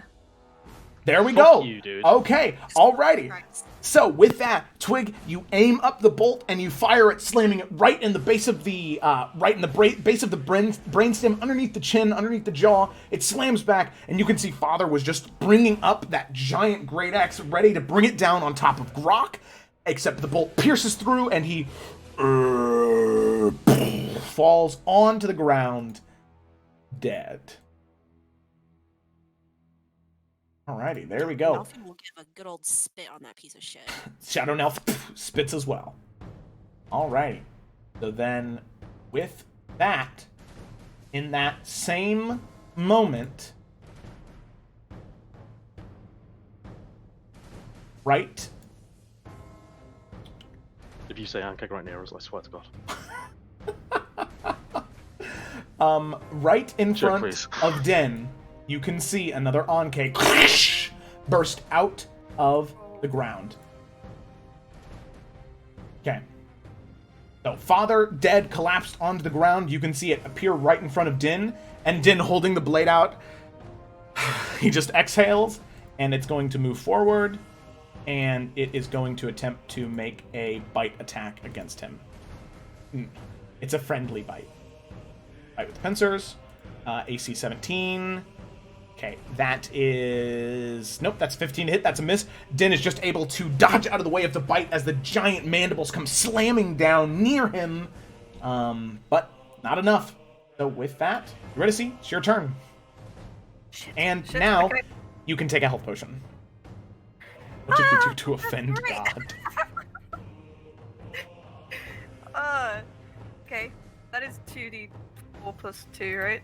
Mhm. Got that right? Ah, those are d6s. Never mind. I fucked up. Oh, yeah. Nope, gotta... Yeah, those are d6s. Okay. 2d4 plus 4. Ah. Yep. I get 9. Okay. And then, I think she might hear a little bit of whatever is going on with Den, right? Oh, yeah, for sure. Yeah, it should be 11, yeah. Be 11. Okay. Then she is going to run. Just everyone. And maybe I can finally see, and she's gonna be like, "Oh, that's Yeah, not if you- good." That's real The moment you run past it, you gotta say, "What the fuck are you doing?" Yeah, Nelfian yelled something as well. Die! He's gonna. Stupid. Right. Okay. And then I am going to. I can't see anything else, can I? I can't see snake in the grass. I can't see anything. No. Christ. Right. Okay. Then I am just going to blast it. That's all I'm gonna do, because that's all I can do. Alright. Useless.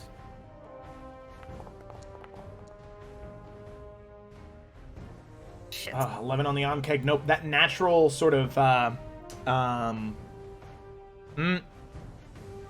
chitinous skin. Thank you, Jamie. Thank you. Same wavelength there. Natural chitinous skin hard shell around the body. The bolt slams into it, but it's just not able to make any impact on that soft, meaty interior. Not gonna do anything. Okay, then she's gonna just yell to Din, just like, please, just try and move away as quickly as possible, as she's firing that and trying to hit it. Right. And with that, it's the Snake in the Grass's turn, and seeing what's happening to Din, he's gonna come over here. 3 feet of movement. Ah, God, this is so mean, but it's the best tactical thing he can do. Alright. So, he's gonna use 2nd level spell slot, and he's gonna attempt to cast Hold Person on Din. Oh my god. Joe, 15? I'll see myself out of the campaign now. What? Okay,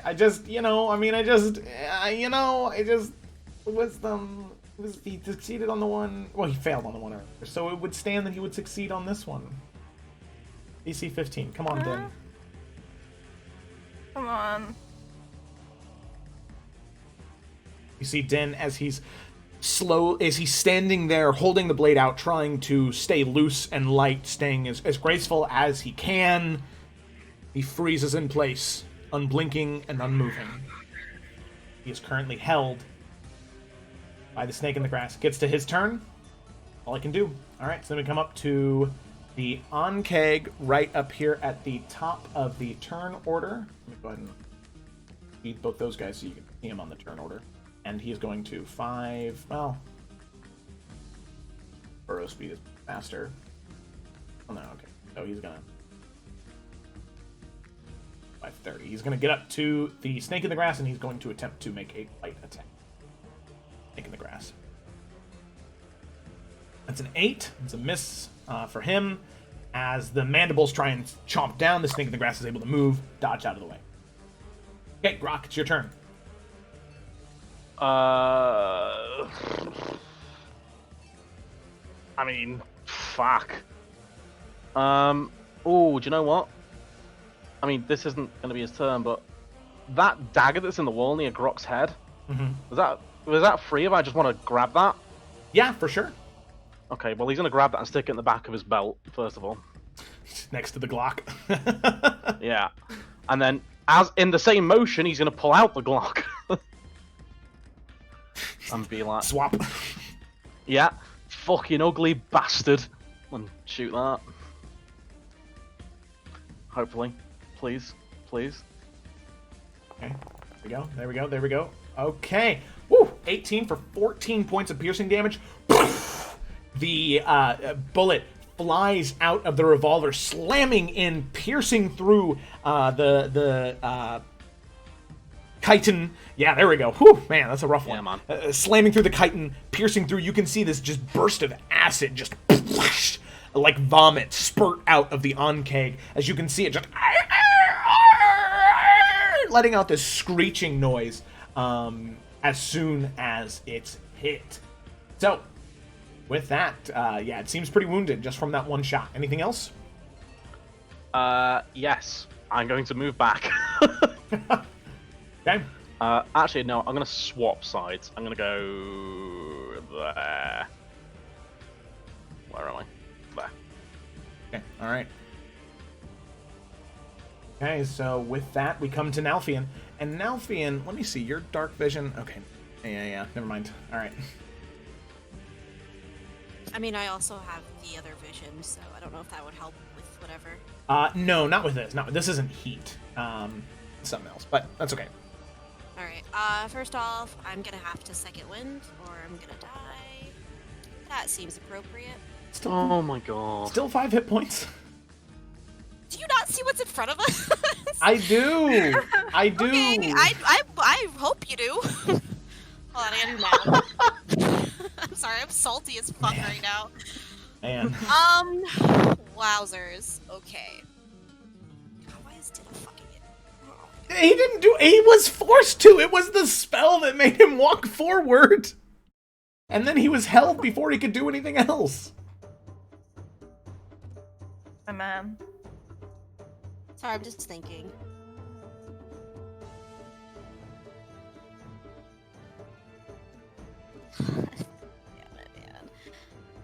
Okay. I can at least get Shadow Elf up there. They'll hopefully distract.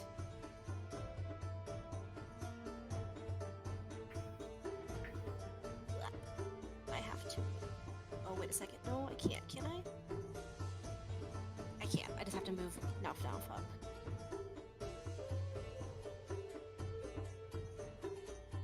And going to. Okay. So what I'll say is, as soon as Shadow Nalf gets there, what I'm going to do is I'm going to go ahead and here, I'm going to turn global illusion. Because at this point you've sort of explored everything, and Shadow Nalf would be able to see in the back corner. It's going to take a second to read there. In the back corner, all the way back here, you can see runes and stone in the ground, very similar to the runes and stones that were in Bishop Vizira's small hidden bedchamber. Gotcha. So that's just Shadow Nalf, and Din would have seen it as well. Sort of teleportation runes. It's just a little hard when we got two Beastie Boys in our face. Mm-hmm. Not the good Beastie Boys. No, I was just letting you know because. Yeah, no, I appreciate it. Okay. All right. Anything else? Yes. Attack. Come on. Oh yes, that's right. Shadow Nalf would relay that information to Nalfian. And Nalfian would shout out that there's a teleportation circle, end of the room. And here's the problem. We still have to get this bitch over here somehow. Alright, Nalfian is going to take a shot at that creature with his longbow. Okay. Take a shot. Yep. Woo! 11 points of damage. Hey. I'm going to use another Unleash Incarnation, so I only have one, and then Shadow Nalf, and that I don't have to use a bonus action for that, that just is an ability I have, is going to take a rapier attack. Very good. Woo! Yes. 13. Nice. Okay, so Nalfian, with that, that's actually enough damage. The Ankeg that was directly in front of Din, that is enough to kill it. Slashing through the enemy, breaking into the chitinous material, cutting through it, the acid spraying all over. Luckily, Shadow Nalf being able to cut in ways that make sure that that acid doesn't spray over Din or the shadow itself. That creature is dead. Okay, hold on. Don't have a lot of hit points. They're just harder to hit, and they do a little bit more damage, though. Okay, I'm gonna move actual Nalfian, so I have a little bit of movement left. Okay. Here in front of Eurydice. Very cool. That's the end of my turn. And he'll make sure he, like, gives everybody a look after he made the comment about the teleportation circle. Okay, alrighty. So with that, Twig, it is your turn. What you doing? Okay, well, I mean, actually, first of all, she's just gonna move up closer. I did not see where I put my ruler thing. Shit. Okay, I think it was like there. I don't know. Otherwise, I'm sorry. Still can't see anything, and she still wants to be closer to where people are, so she's going to just use that action to just kind of dash a little closer. Just so, like, you know, if they do need to run after someone teleporting, then, you know, she has a bit of a chance. Okay, alright, sounds good. Alrighty, so then we come to Eurydice.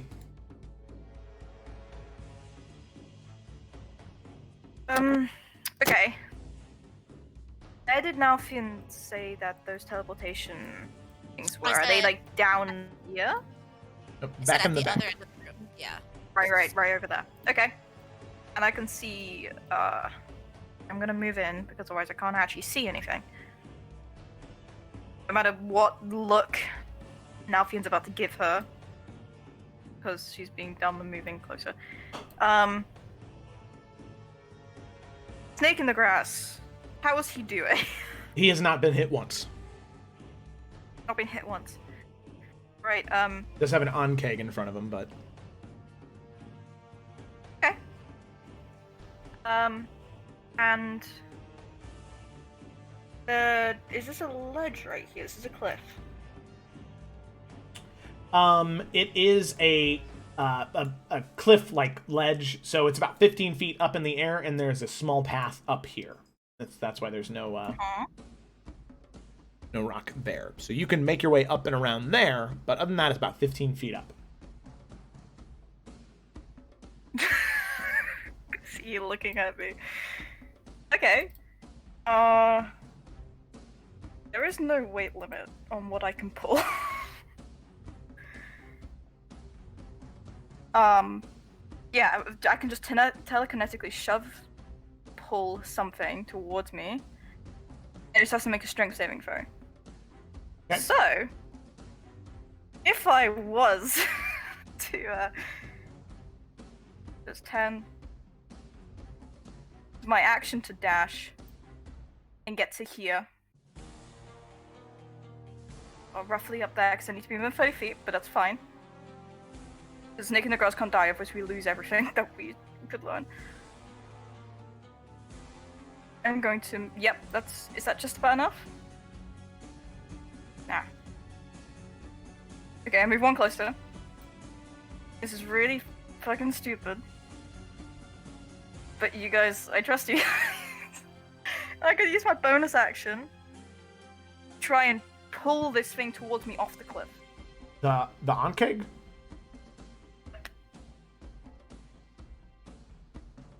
Yeah, okay. Okay, yeah. So strength saving throw then, right? Mm-hmm. Is it just your spell save DC, or is it a different one? I think it's just mine. Okay, alrighty, sounds good. So, then Check that what that is. will be a strength saving throw. That is a... See, 13, so that's a failure, so you do pull it off of the cliff. Fail! Okay. And does it take damage at all from falling off said cliff? The Ankeg, yeah, as he sort of tumbles down the cliff, we'll say that he takes the 2d10 from the fall there. That is 10 points of fall damage. Okay. So you can see it fall back on its back. It's still alive. But it has suffered some bit of fall damage there. Okay, she is going to... Because everybody knows that there's the teleportation things at the end. She's going to, just as a free action, just yell, just kill the Ankeg and don't let the snake in the grass die, of which we learn nothing. Grok say, fuck that! I'm fucking killing him! Grok! Just don't, please. Nah, fuck it. I'm going after him. Fuck, no. Alright, with that, it's Snake and Grass's turn. And... Oh, well. Makes things a lot easier for him. So he's going to move 30 feet this way. Getting right about there. And he is going to use his bonus action to Misty Step.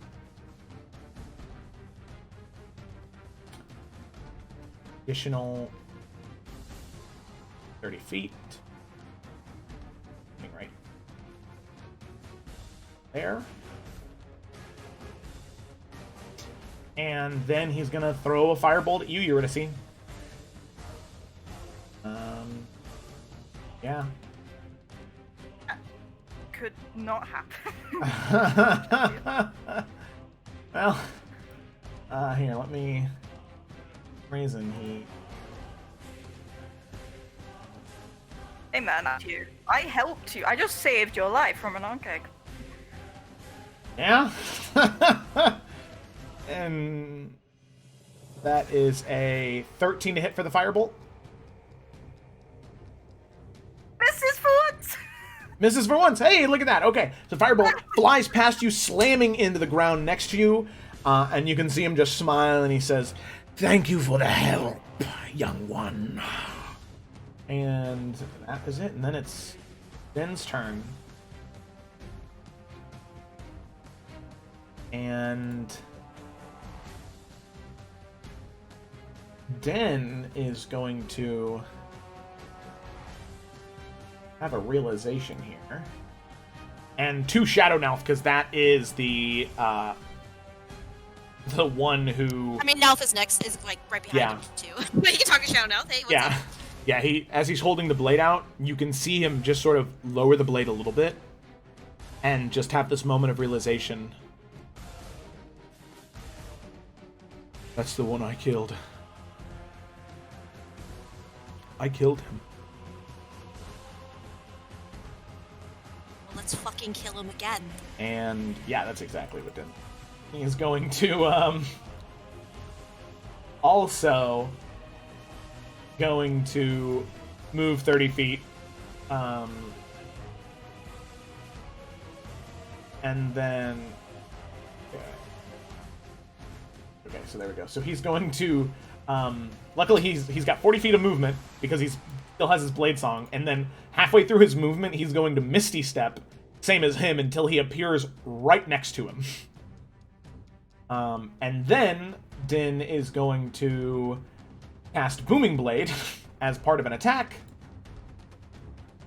So if it hits, if the snake in the grass moves, he'll take an extra D10 of, or D8 of thunder damage. Okay, so that's 17. So that's 5 points of slashing damage from the sword, and then if the snake in the grass moves, he will take a D8 of thunder damage, and the spell ends. So with that, you can see that the snake in the grass begins to crackle with thunderous energy as Din just holds the blade there, like up against his chest, and says, "You're not going anywhere." And then we go to the Onkeg's turn. I might have made a mistake in that I thought it was the other one in the initiative. So I didn't realize. Oh, sorry. Here, let me remove that one. Yeah, I think if you hover over the combatants, like in the initiative order, it'll highlight them on the battlefield. There was one in a different place, and I thought it was that one. I didn't realize. Yeah, sorry. The one that we described killing. Yes, that one. So it's gonna. It's gonna move towards Eurydice. And it's gonna take a bite attack again. There's not anything else it would do. Fine. It's fine. I want more than nothing else to say, oh, he decides to leave now, but... It's fine. I liked it. Alright, that is You're in grave, Lisa. 17 to hit. Yeah. And that is... let's see. Oh god, why am I so bad I can't at even hush puke. I used all my stuff. That is 6 points of slashing damage and 4 points of acid damage. That's 10. I'm a one hit point, bitch!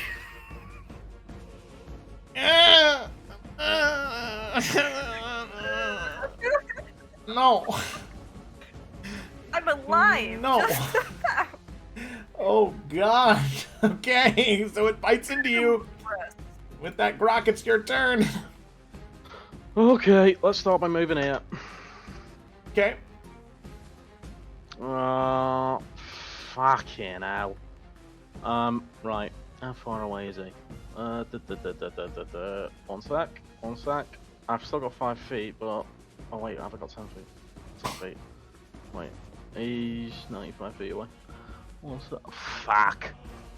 Well, that's not gonna work. Shit. Right.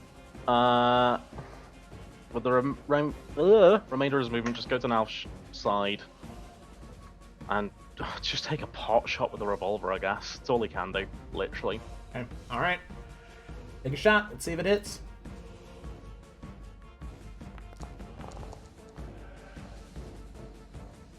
That is just barely a hit. Holy shit. Alright, 14 points of damage. Bullet flies right past Din, slams into the shoulder of the snake in the grass as he sort of grabs onto his arm and says, No, you're not taking this from me. You are not taking this from me. I will be architect. I must. And... Oh, shut the fuck up. Alrighty. Alfie, it's your turn. Okay, immediately seeing what's happening to Eurydice, he's going to race over, just barely able to get there. Shadow Elf, Ugh. Shadow Elf can't flank, but that's okay. Right next to him. Okay, oh, not in him. Okay. Next to him. Sorry. There you go. That's alright. Oh, you're a Alfie in Shadow, my favorite character. That's okay. 22? And then bonus. Okay. And then my final Unleash incarnation that I have. Come on, Shadow Elf, baby.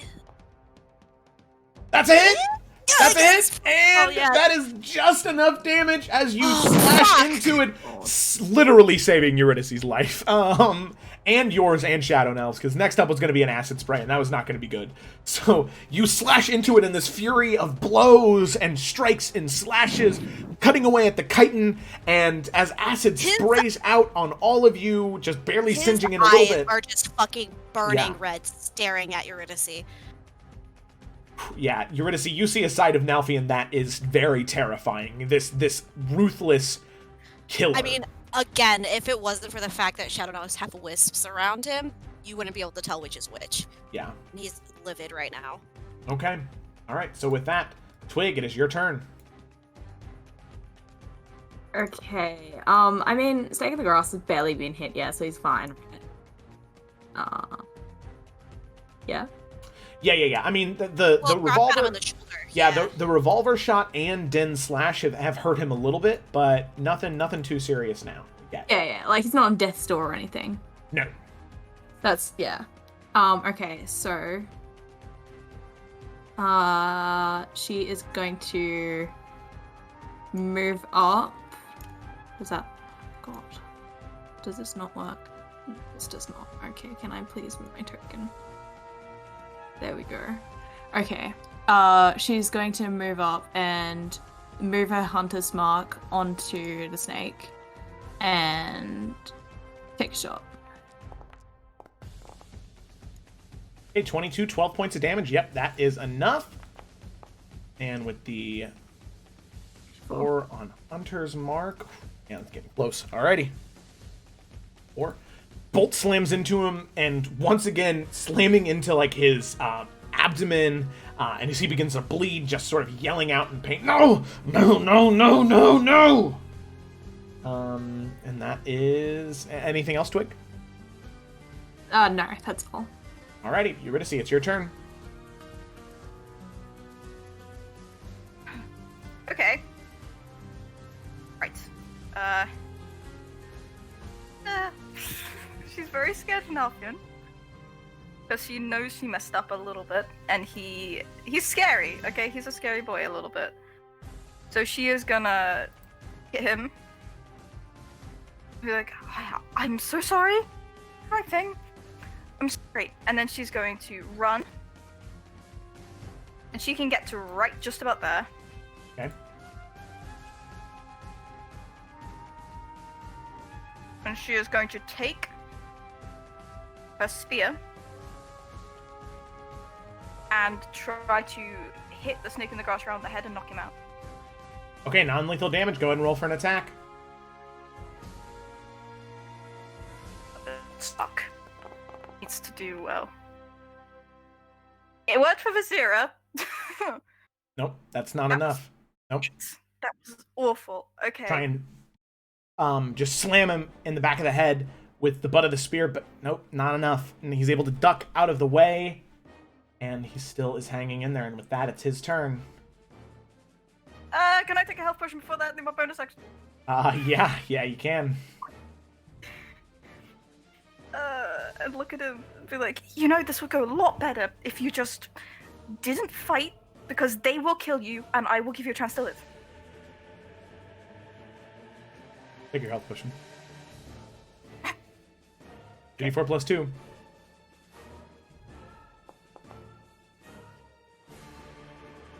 HP.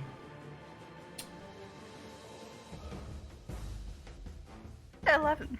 If it's Or no, 2d4 plus 9. 2d4 plus 2, yeah. Or is it 2d4 plus... No, yeah, it's 2d4 plus 2, yeah, so 9. My bad. Okay. Alrighty. So up until this point, you can see that he's mostly just been casting spells, shooting off spells, or trying to manipulate minds. At this point, you see him sort of stop and do some mental math, looking to Din, looking to you, Eurydice, and you see him reach towards his back and pull off this, what looks to be great hammer. And he sort of chokes on it and looks towards Din and says, "You must make a choice, boy. Kill me. Save her. And for you, death doesn't scare me. In death, I only grow more powerful. Unlike you." And with that, he's going to take 2 great hammer strikes against you.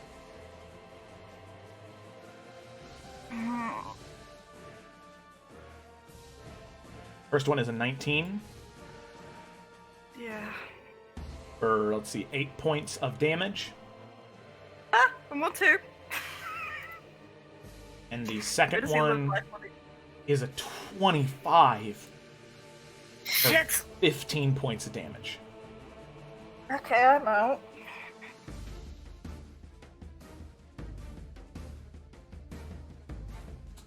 With that, he's not going to move. Because he knows if he does, the booming blade will go off. So then it's Din's turn.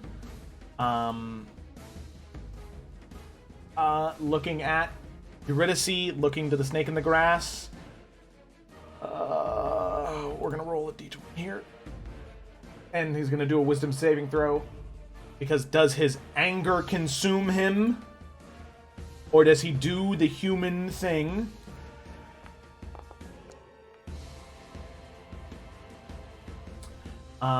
No, he's gonna do the human. And you see him sort of go to strike, but then he says, "I killed you once, I can do it again." And he's going to very quickly kneel down, pull out a health potion, and feed it to Eurydice for 2d4 plus 2. Because he knows that there are people behind him with ranged weapons. So Eurydice, you gain 7 HP and return back to combat. Okay. So with that, Grok, it's your turn. Yeah, Grok's just charging in there. Full movement every single turn. Let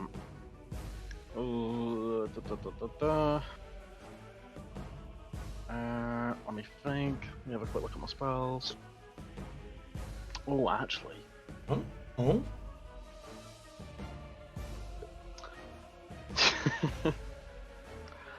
Yeah, you know what? Let's try. Grok will put his revolver in his belt again, have his anchor out and say, "Come here, you ugly fucking cunts," and cast at command. Hey, alright. Cool. Okay, DC 13. Okay. Okay, so that means on his next turn, that means he's going to try and approach you. So that's a wisdom saving throw.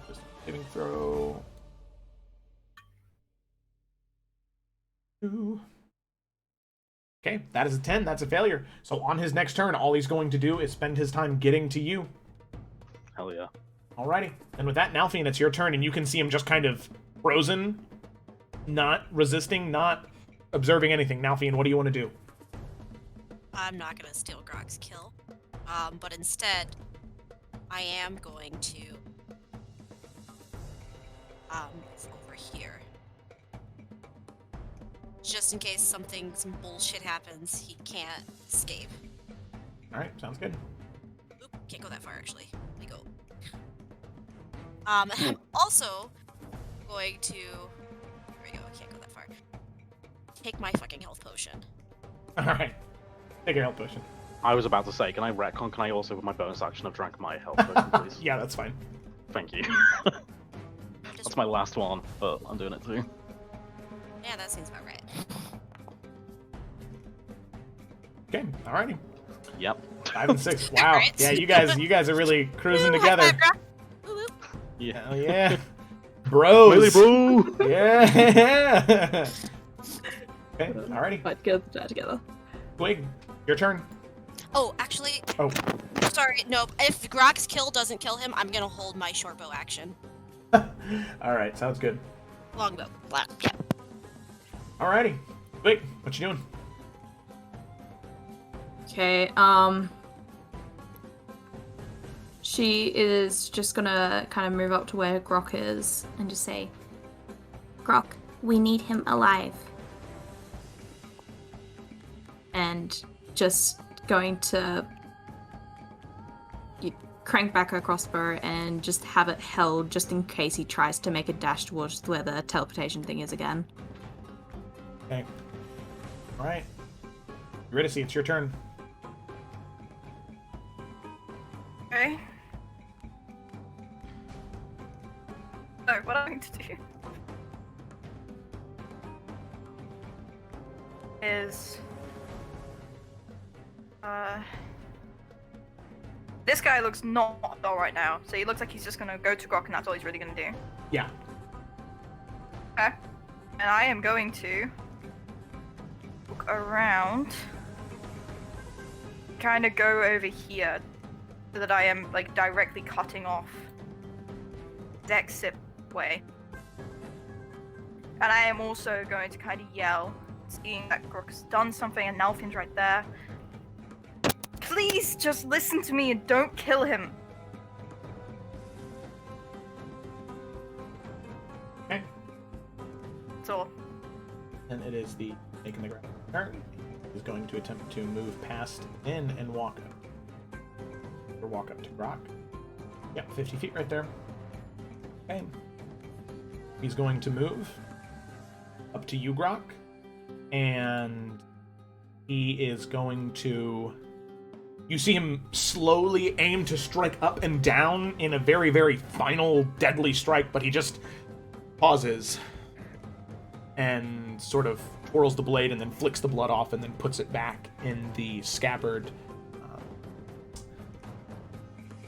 Was not able to fight, so there's no reason to kill him then. So then it's Din's turn, and he is going to walk over this way as well, sort of just trying to block the entrance in case he tries to... Then with that, Grok, it's your turn. He walks up to you, and then as soon as he gets up to you, he sort of looks to you and smiles and says, "Do it. Kill me, I dare you."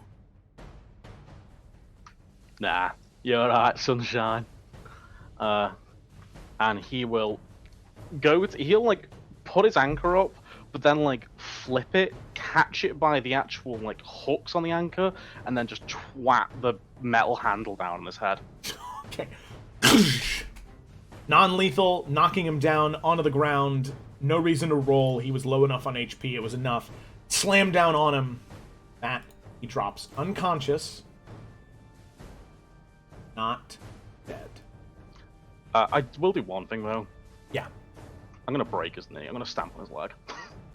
Unconscious, and he is not able to say or do anything about it. So, with that, as he drops unconscious, and it seems as though the group of you fall out of combat, seemingly victorious, at least for the current moment, that is where we're going to go ahead and take a quick break. So, go use the restroom, go get a drink of water, go get a snick snack, and we will return, and I'm sure we'll see a very terrifying interrogation of some kind when they get back. You know it, baby. Oh, I'm gonna fuck this guy up when we're done with him. You know it. Wrapping up, about to have a party. Alrighty. So thank you everybody for one moment. thank you everybody for watching so far, and we'll be back in just a little bit.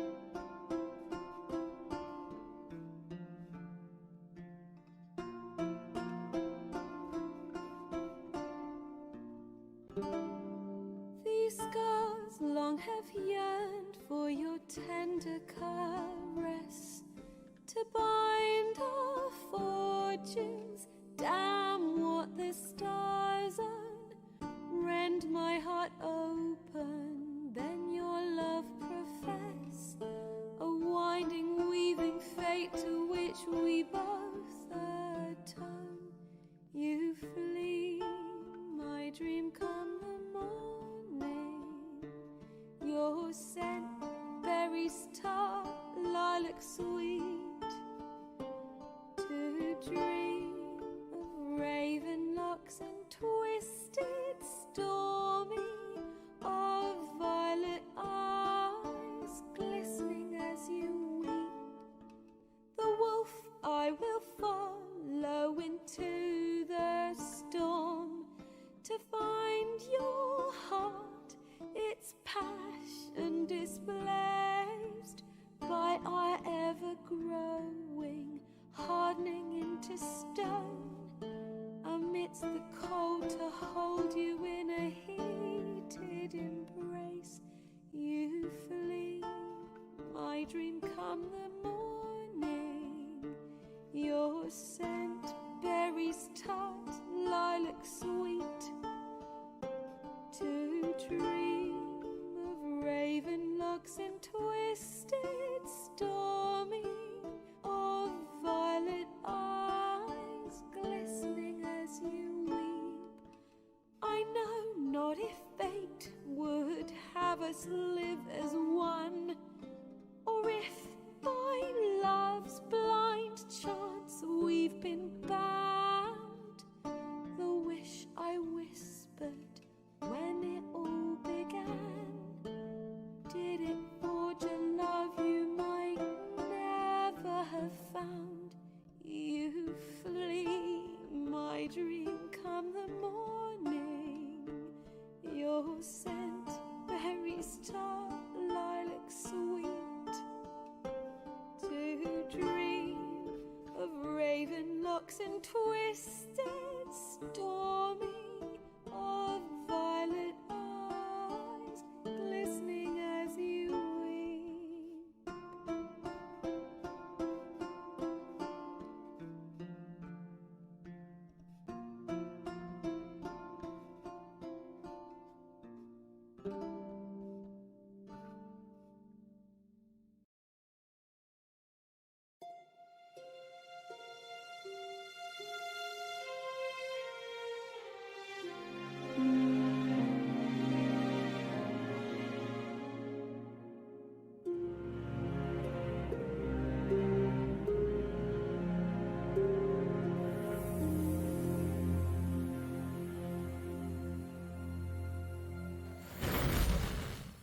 Alrighty, hello everybody, and welcome back. We're here. We're back from the snack break. Sorry that was a little longer. I had some food that I really badly wanted to chow down on because I was very hungry.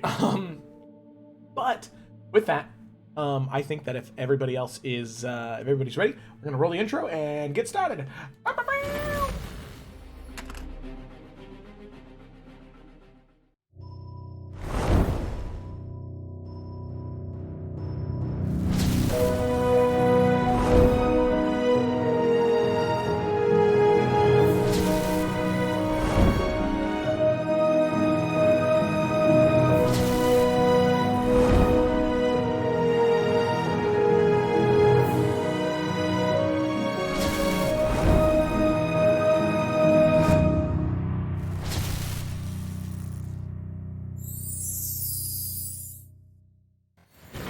And we are back. So, picking up where we left off.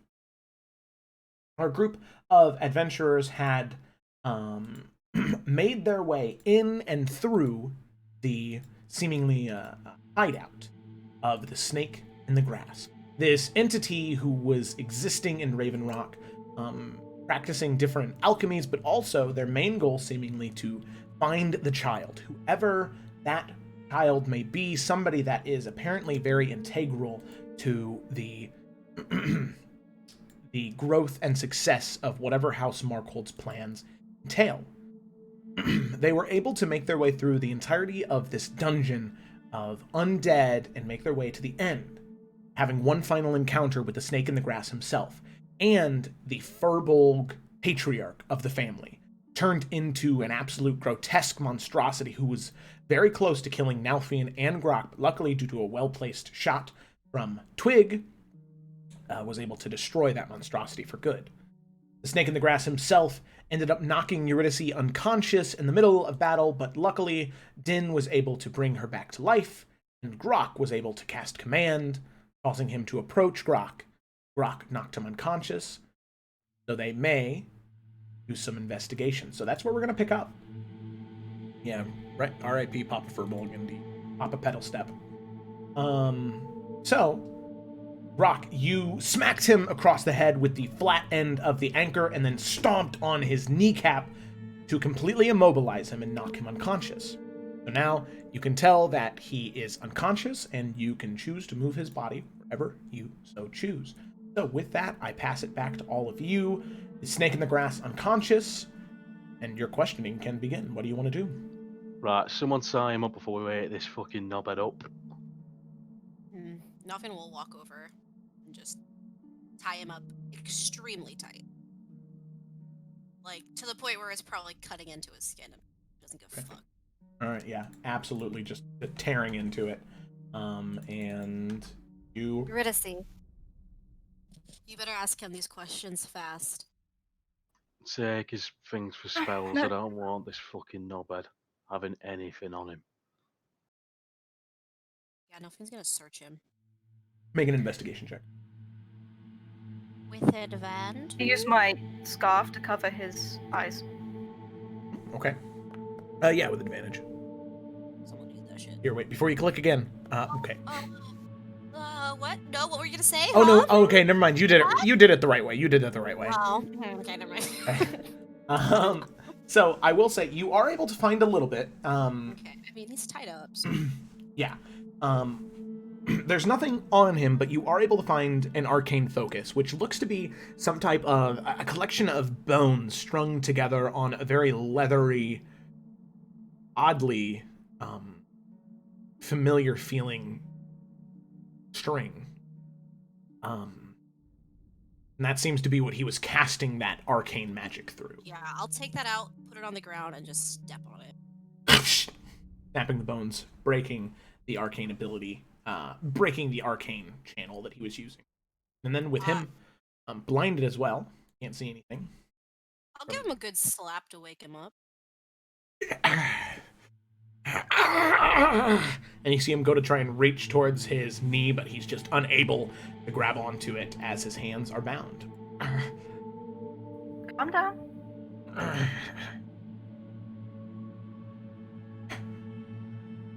Okay.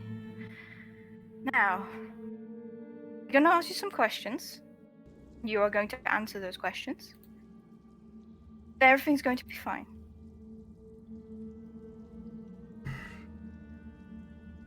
Okay.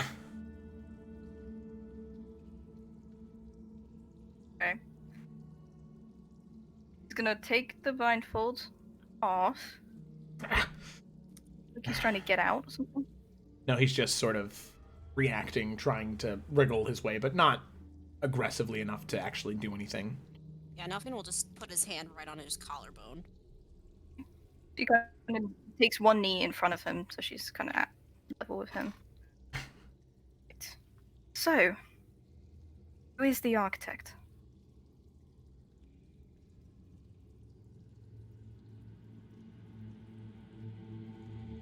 Silence. He is the leader of the search.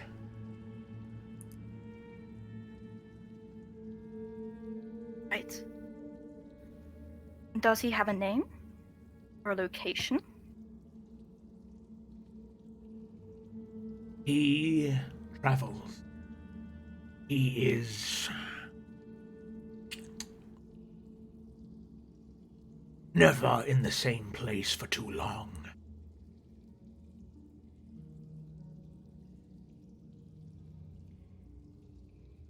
Okay. Doesn't answer my question of who he is. have a name? Do you have a description? I've seen him before. Yes. Came to the fighting pit one time to inquire as to how my search for the child was going. What's he look like?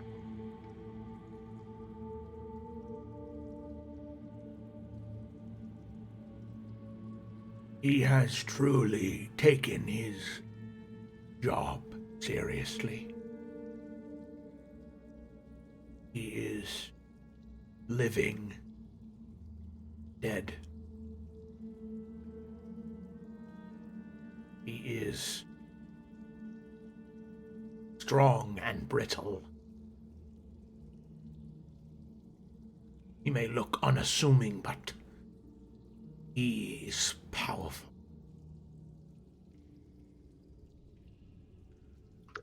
I have a question before Yuri hurries on. I'm not going to do anything, but just one quick question. I am going to use a charge of divine sense. Does this guy smell undead? It's weird, yeah, kinda. Like, he's still living, but you can see that on any of the runes that are, like, carved on his body, he definitely has hints of undead. Okay. Okay. She's just gonna sigh and shake her head.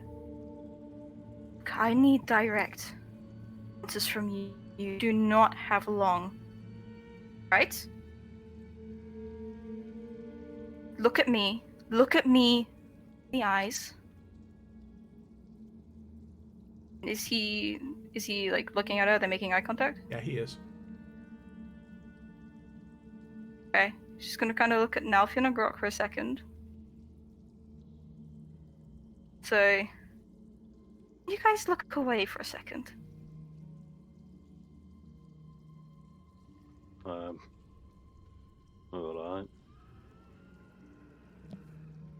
Nalfion will just shoot her a look, and just squeezing the snake's shoulder a little harder. He'll turn. Wait. Same for you. Okay. She's gonna look at this guy. And as she does, slowly, a set of deep red horns kind of grow and start to curve backwards. Her head, her eyes are going to change from that very soft and welcoming kind of hazel color into just swirling, kind of fiery pits. And something about her just completely kind of changes. For kind of devilish in all of her features, just kind of sharper. And with message, she's kind of whispering it, he's just going to hear in his head, I don't think you really want to mess with a daughter of a devil. It sounds very stupid, considering where you're going.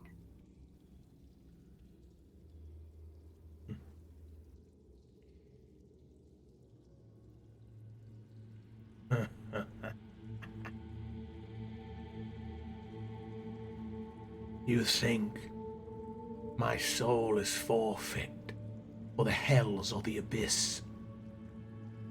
Then you truly are outmatched here.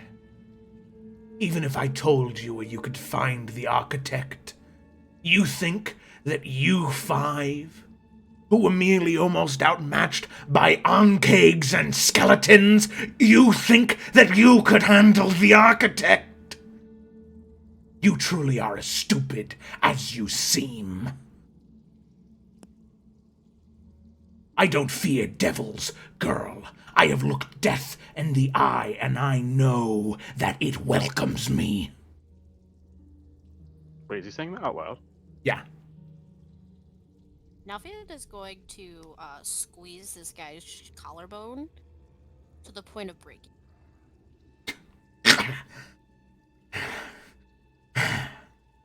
More, please. Nalfion is still looking. Nalfion is still looking away and he'll just say, No. Grok would have gave Malkin a look when he's saying all this.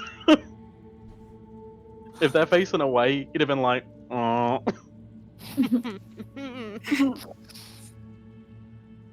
Ah. My friend, you are really fucking close to never opening your fucking mouth again. Eurydice, darling, please ask him the rest of your questions. Might want to do it quick, love. The form is gonna drop, like kind of recede and leave. Just say, children. By the way, Eurydice, you can feel that your eyes don't change back. Whoops. F. They dim, so as opposed to hazel, you now just have they're almost hazel, but they're more red tinted, and there are small crackles and flames when people look into your eyes from. Fuck. Children? You mean the initiates?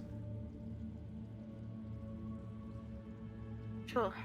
Where are they?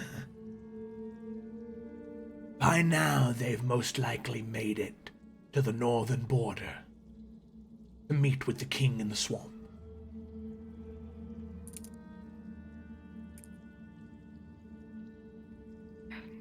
Why? Why? What does initiative? What does being an initiate mean? Who's the king in the swamp? I've never had the pleasure of meeting the king in the swamp. I hear that he, native to Jormungandry, a true savage in necromancy. You see, initiate. When children are taken, their minds are like clay, a blank slate that we can alter and change. And Twig, you're not looking that way, but you can feel his voice directed towards you. That we can alter and change in any way we see fit. Initiates have been melded. They have been molded. Then they're sent off to learn the ways. And in the swamps of the northern border, that is where they learn. Right. Grok, getting impatient, is going to turn around. So turning I'm around, like, Okay. you can see Eurydice's normal, except her eyes just. Oh. Yeah, Din kind of puts an arm around you, Twig, setting it on your. Grok will kind of give Yuri a look for a second. Like, See that? be like, Those small bits of fire, like the small crackles in her eyes. and then after he kind of like keeps her, at least, I don't know if she's looking at him, but he's looking at her. And then anyway, he'll drop that, and then like with two fingers like prod the side of his head quite hard and say, right, not bad by the one killed Grace. I don't know if their name is Grace. All I know is the piece of the prophecy I was given about the child. Do you know where they are? It was said that they would find their own way to the rock. What rock? This rock? Raven Rock. Fucking Raven Rock? Where exactly? If I knew, I would already have the child. I know that they would have come here within the past. Born within the past 30 and come here within the past 15 or 12. And what exactly do you plan on doing with this child once you've found them? The child is the key to this all. I'm sure if you've poked around, you found my book, my journal. The Dowie were great magicians, they were. capable of many great things. And House Markle, they used them. However, there's a limit to what each of us can do. I myself am only capable of mastering the Beast Rune, turning undead into monstrous creatures. But the child, their blood allows them to master all eight. Create undead that is unparalleled to anything in the 9 realms have seen.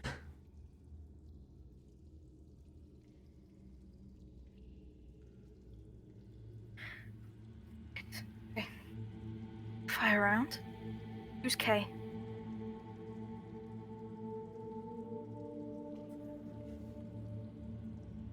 You really are stupid, aren't you? Answer the fucking question. Alright. Grockle's just Yeah. not punch him or like not stamp, but he's gonna put his foot on his knee and just kind of like put his weight on it.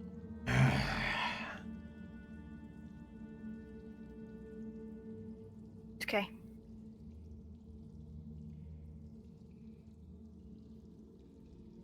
Kay taught me what I know about the Beast Rune.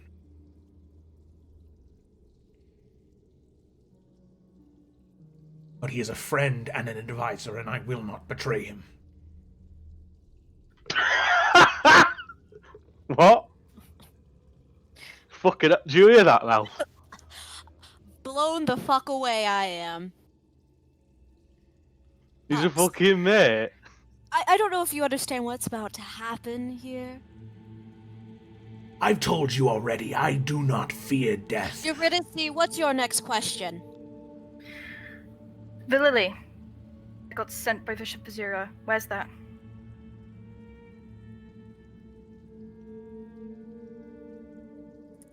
I had no use for the lily here, so I sent it to Issa Nalor near Highland Pass.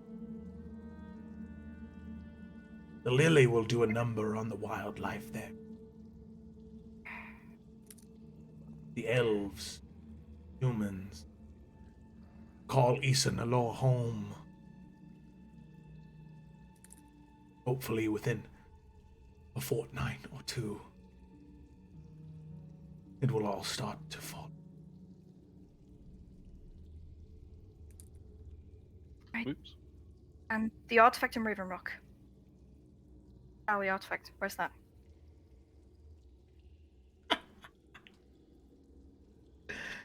Well, I suppose none of you are sensitive to magics in the first place, then are you? I'm sure you found it already. It was in my room back there. A tool that isn't meant for carving wood like these dullard furbolgs thought it was. It is the perfect tool for carving flesh. Hmm. Right. Din. Nothing's just gonna shoot Din a look between him and wherever Twig disappeared to, because it's about time. Yeah, Eurydice is gonna look at Nalfin and Grok like, yep. No. He wants Din to find Twig, so Yeah, she doesn't we're, see we're this. suggesting Yeah. you will leave. I know. Yeah. Because Look at obviously Nalfin Twig and has Grok like, I think that's all the gone questions. into the shadows. Din is going to approach, and he says,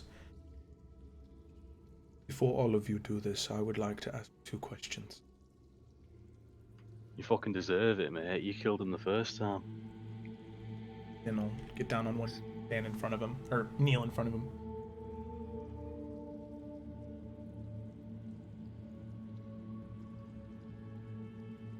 Who brought you back to life after I killed you in the archives? I can see you've gotten better with that blade. Because you didn't kill me. Wounded me gravely, yes. I can see it in your eyes now. You're still that same helpless little boy who was cowering because we found his paper, his birth records. I know who you really are. You can see Den tense up.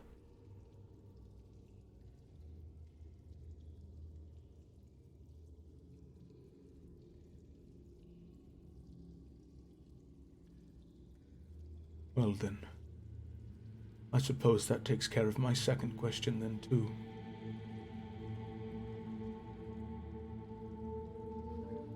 And you see him go to stand, and the snake in the grass goes, "Oh, don't look so afraid, brr." And there is the first syllable of a word, and in that moment, Din, in a flash, pulls out the blade and slashes at the neck of the snake in the grass, as the vocal cords are just cut, and no sound is able to escape after bruh. And blood just begins to pour from the neck of the snake in the grass. And he's still alive, just trying to gasp for air. He's still alive. But you can see Din sort of freeze. And he's just bleeding from the neck and he can no longer speak. As Din sort of drops the blade and steps back to try and find Twig. Then Grok's gonna kick him on his back so he's drowning on his own blood.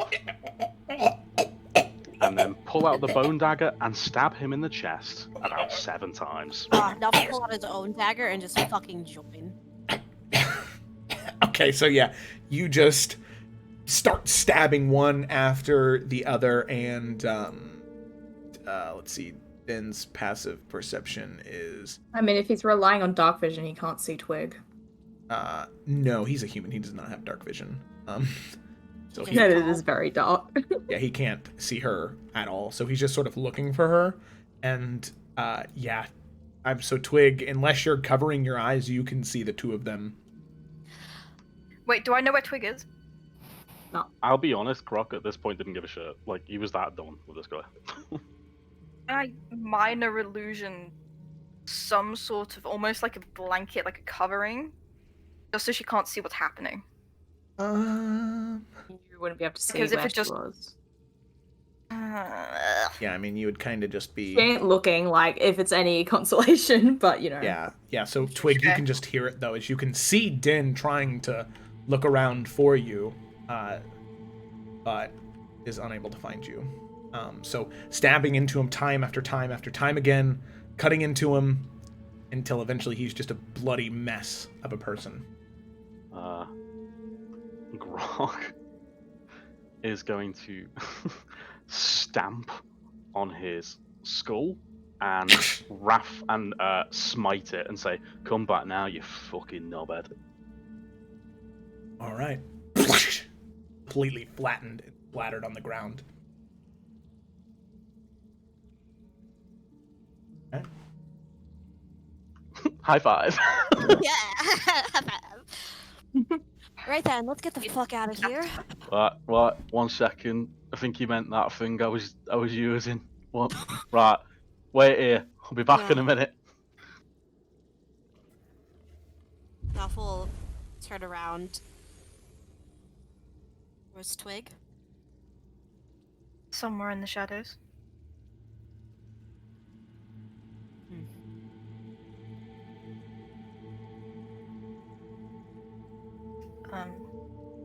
She's gonna look away from him because she can feel her eyes have not changed back.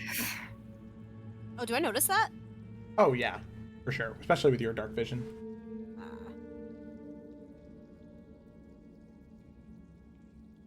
More magic tricks you picked up down here? Probably. Nelfie's gonna look to Shadow Nelf. Right. Do me a favor. Next time, don't put yourself in the middle of the fucking fight. Just trying to keep him alive so we'd actually get something.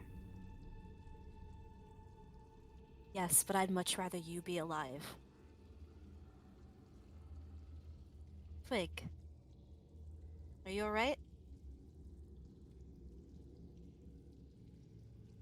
It's just looking to see if there's anything else in here. You find anything? No. Is she okay? She look visibly shaken.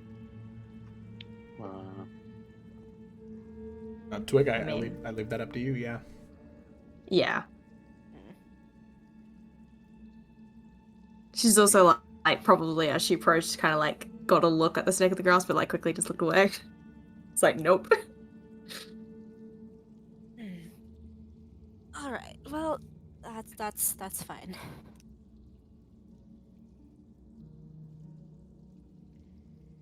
Ooh, now feels awkward. It's fucking covered in blood. It's fine. If you let me. What? She's gonna say, can get that off you, if you'd prefer. She's just gonna like look to Twig. It's fine. Let's just. We got what we came here for. We can leave now, right? We just need to wait for Grok to get back. He's gonna grab the artifact, and then yes, we can leave here.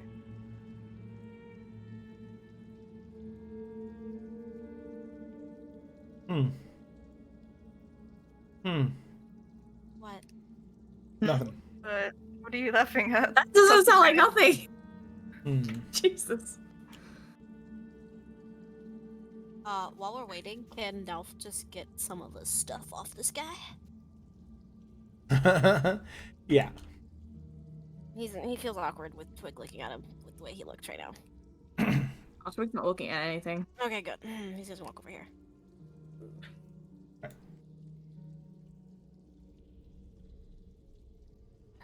So on the snake in the grass, in terms of anything in particular, it doesn't seem like he was necessarily carrying anything super valuable on his person in here. You find a few bits and pieces that would look to be smaller, like tools used in like almost surgical tools, used for cutting and snipping and splicing,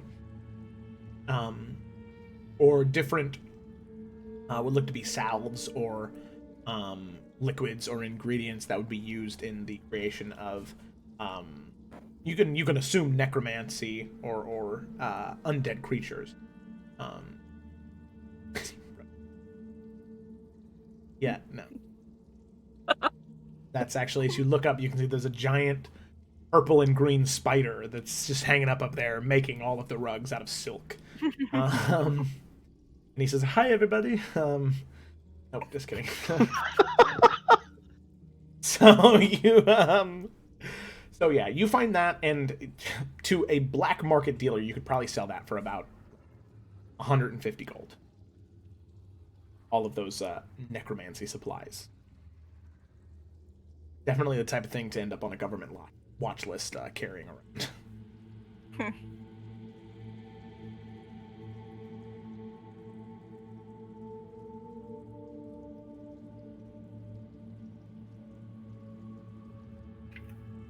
Oh, is your Discord being funky? Kayla? Oh, I'm sorry. Were you talking to me? Yeah, because you were saying you were like picking up I don't know if. I thought you were talking to Grok. I'm sorry. I'm sorry. I was very confused. I zoned for a second. Oh, I thought you said you were looting the body of the. Oh no, I'm confused. I'm looting this thing.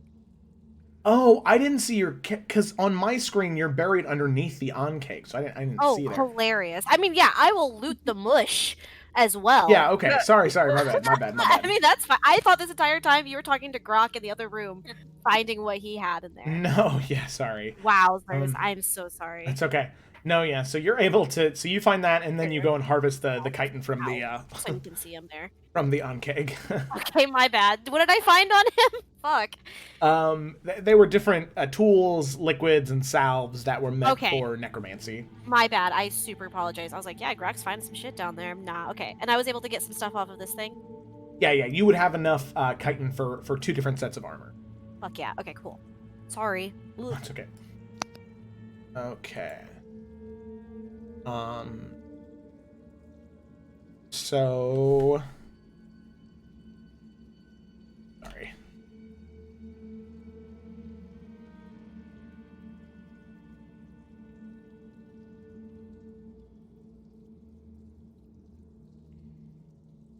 Is everything okay?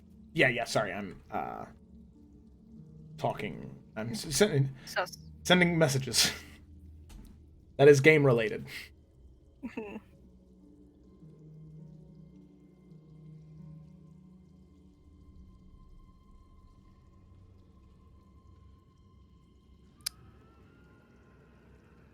I know this is very exciting for everybody.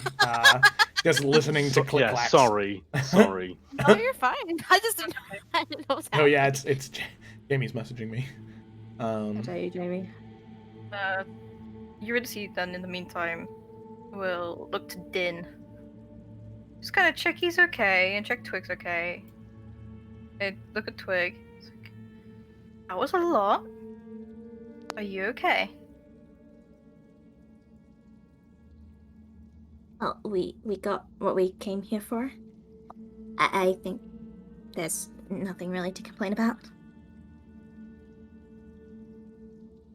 Yeah, I know. It's just quite a rough day.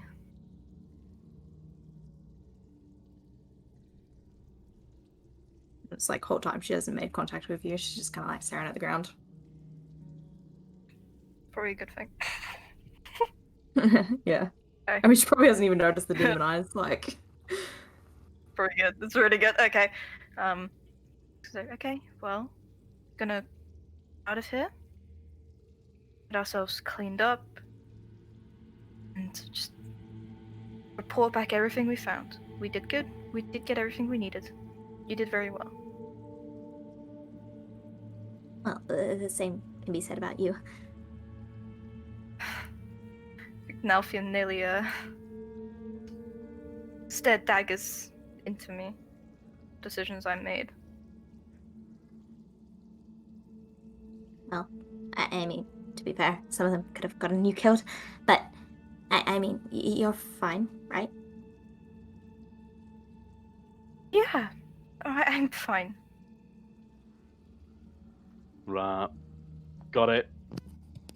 Couldn't Right. remember where I put it. I was using it to write in the fucking wood before.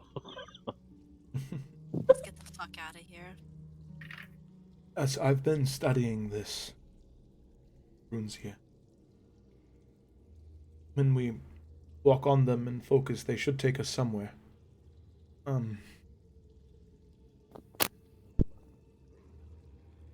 I do not know where. Well, that sounds wonderful. Right, well, you lot ready, because if there's some bad shite on the other side, then, you know.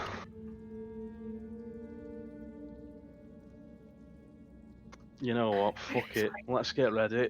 And Brock will have his anchor in one arm and a fucking revolver in the other. Yeah, now Finn will draw both of his swords. Okay. Alright. Ooh, I would have taken a health potion in this time, by the way, I just noticed. Okay, alright, sounds good. Yeah, Brock's fresh out. And let's hope we're not going to HQ like you said. Yeah, I know. I hope so. that'd be funny. We just pop in there, like the architect's just right there, be like, "Hey guys." Hey, what's up? What up? You thought you almost died Sir. before? But so up. nice place you got here. Oh, so this Really? is where the rug loom was. Got it. Okay. So as you step on and focus, and you end up teleporting, vanishing through the air, and reappearing in a room. It is wood. It seems to have tables and chairs, a desk. Seems to be like a stationery with different inks and quills, small to large chests on there with 2 seats in front of it, a doorway that leads into a hallway. And Nalfian, you recognize this. You've been in here many a times during your fighting pit days. This is the office where you would be whenever you would do a fight that was subpar. You would have to come in here and you would have to discuss. You would have to get your money back, or you would have to get paid. And you can see that in a small cage in the very back corner of the room is a very, very, very familiar half-orc friend. Fuck. You, as all of you appear, you can hear him. Oh fuck, Nalfian, is that you? Holy fuck! Fuck are you doing? Holy fuck! Well, I tried to. Fuck! Can you get me out of this cage? Hold it! The fucking keys are in the fucking desk. Yeah, Nelfian will like immediately go over to the desk and fucking dig around to find some keys. Okay, yeah, you are able to sort of dig around until eventually you do find a set of keys that lead to the cage. Opening it up, Augie sort of crawls out, and you can see they just got like terrible like gashes and cuts and bruises all over him, bite marks from dogs. Really has gone through quite the number. And bruises all over his knuckles as if he'd been doing a lot of bare-knuckled fighting lately. And he's sort of... You were just avoiding me, then I see. No, Fuck, I tried to be helpful. I tried to find more information. I tried to get a better... I told you not to open your fucking mouth. I know, but I just wanted to help, and I didn't talk to anybody. I just tried to follow him. I tried to figure out what he was doing, and... Well, you figured it out, didn't you, mate? I'm only laughing because I know that I'm not gonna die. The fucker's dead. Killed him? Well, that's one word for it.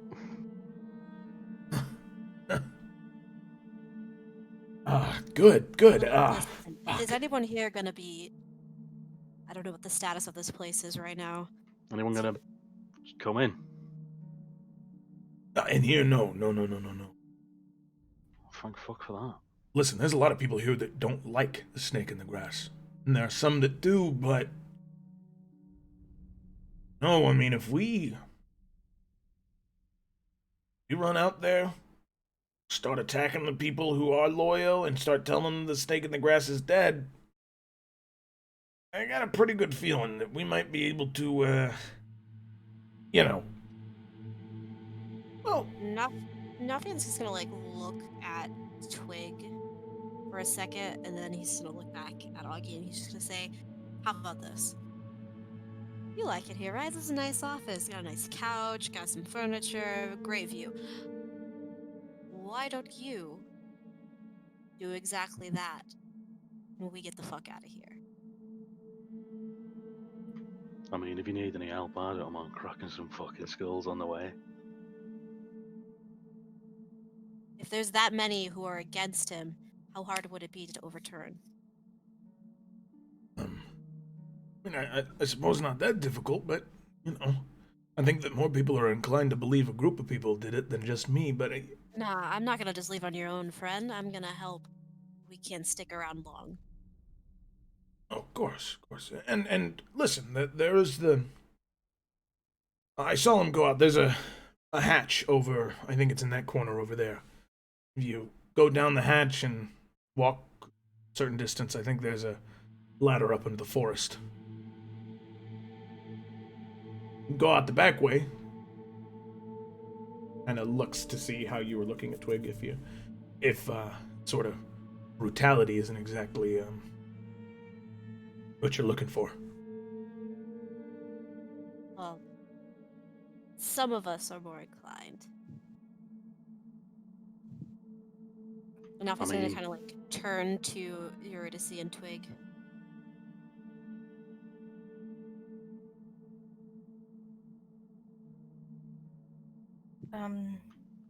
Maybe. Back to Yeah, make sure they're alright. I'm not leaving Oggy on his own.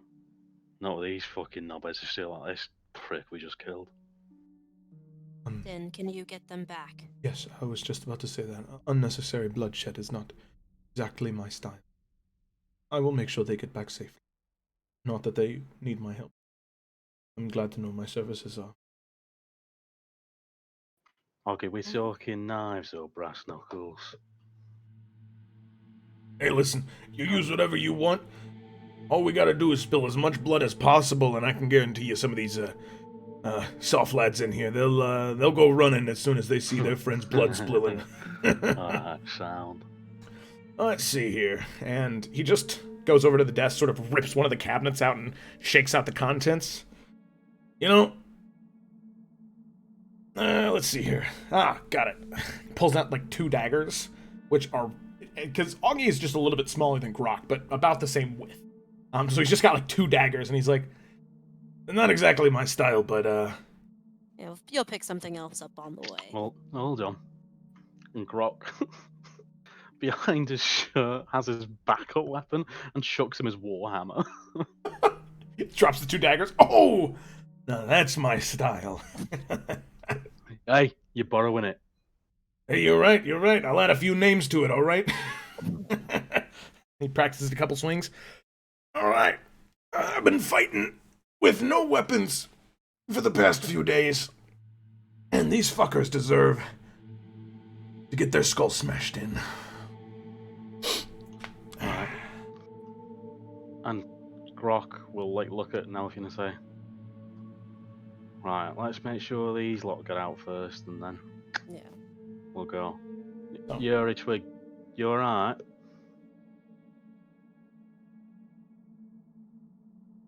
Twig's still just kind of not looking at anyone, but just kind of gives a little nod.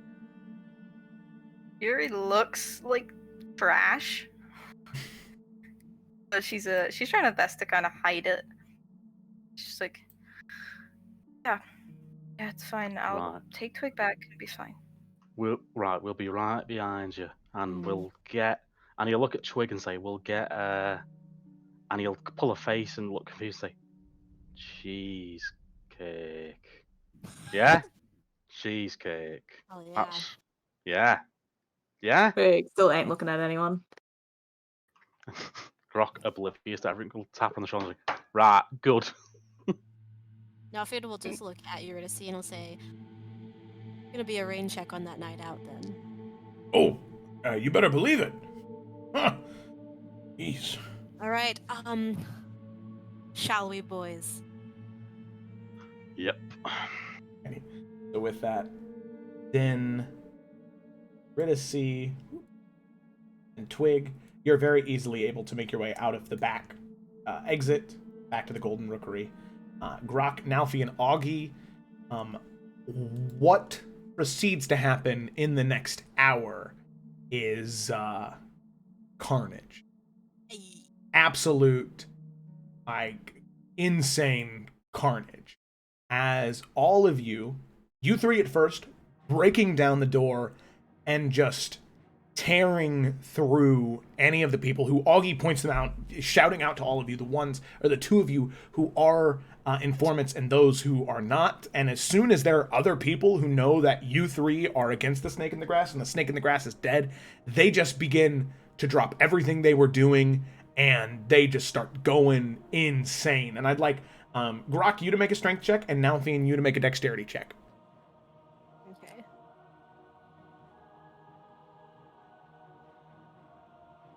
Find my character sheet.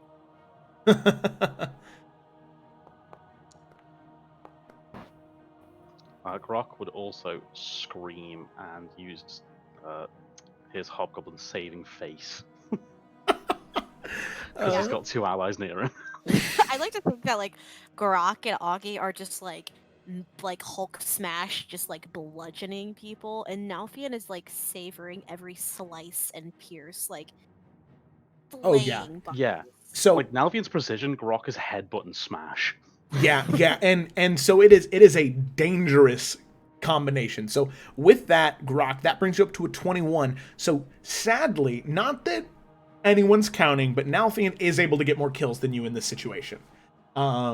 Rock just spends more time pulverizing. is what's Exactly. happening. Yeah. So He just makes Yeah, fucking Nalfian's going for like neck slashes. Grok is holding people against walls and smashing their head in this inverse chevron, as like Grok and Grok and Augie are like the two front corners, and then the very back is Nalfi, and just this whirling tornado of blades and shadows just flicking around, slashing the throat of anyone who comes near. Anytime somebody tries to get close, Grok, you and Augie just grab them both by the arm, slam them down on the ground, and then Grok, you stomp on their head, and Augie stomps on their chest, just crushing them, just flattening them out entirely like a steamroller. And just this happens for, like I said, about an hour. There are a few close calls where a few arrows fly past, shoot some of you, and you do take a few wounds, but luckily it's not enough to bring you down, especially after the shit you just went through. And these scrubs here, they mean nothing to people like you, along with the help that you have from the other fighters in the pit, recognizing not just Nalfian, but also recognizing the hobgoblin who got into a shit ton of fights the one time he was here. There's respect for you and Augie, as the three of you just tear through the area, and eventually all of the cultists or sympathizers that were here are killed. All of them eradicated, some of them thrown into the pits to fight against the same dogs that Augie had to go against, and they do not survive. So completely tore to shreds. And with that, the pit, once again, free from the grasps of the cult dedicated to House Markhold. So with that, the two of you now cleanse the area, and there are a few people that offer you drinks as you're getting ready to leave. Do you stay and partake, or do you try and just get back to the Golden Rookery? I mean, Nalfian's gonna take a drink or two. I mean, Yeah, Grok will drink. And as seeing like the look between you two where you're like, maybe we should go, and then Augie just brings the two like pints of ale. He's like, Yeah, they're fine. yeah. Alrighty. So with that, the two of you begin to drink and start to have a little bit of a good time. You don't stay for too long, knowing that there are people waiting for you. But you two enjoy your time. You crack a few jokes with Augie and just generally have a good time in the moments after the fighting, and even some of the moments during the fighting, as you had a real moment to really show your strength and your ability, and especially how far, Nalfian, you've grown as a fighter since you were at the fighting pits all those months ago. It's that sort of exponential growth. Yeah, Shadow Nalf is appeased. Yeah. Okay. So, eventually Nalfian and Grok, two of you, not drunk, but just, a little tipsy. The two of you do eventually make your way back towards the Golden Rookery. Now, while the three of them are gone, did the Twig, Eurydice, did either one of the two of you want to have any conversations, or are you two just sort of sitting and waiting? I mean, is Din staying with us, or is he heading out?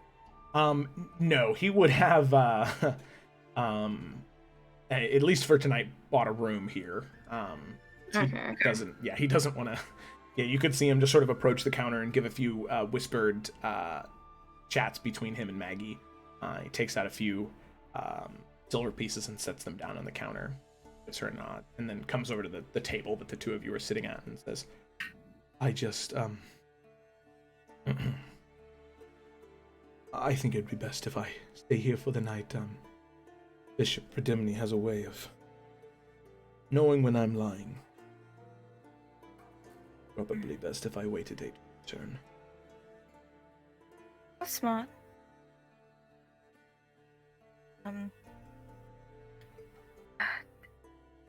I just thank you. I would have died, and you had a chance to get, I don't know, revenge or something, and you chose to save me instead. And I could have died, so thank you. You are welcome, but I'm glad I did not come to my... There is very little place for it in my... If I chose to succumb to my anger and fury, then I would be no better than him.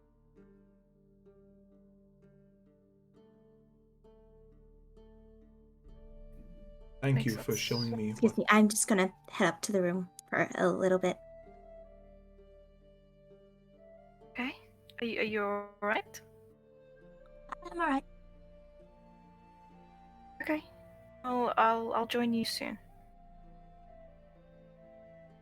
She's just gonna get up there and, taking off the sad, ruined little parchment things that she's had on. She's just gonna be like sitting at like a little desk or whatever, just like redrawing them out. But she's also probably exhausted, so like depending on how long it takes before like Yuri or something, like probably within the next like hour and a half, she's just gonna fall asleep at the desk.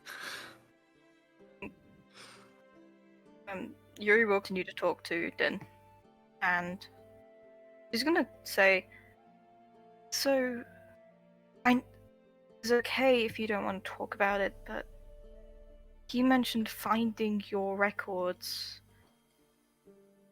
and he sounded like he was going to say something." Yes.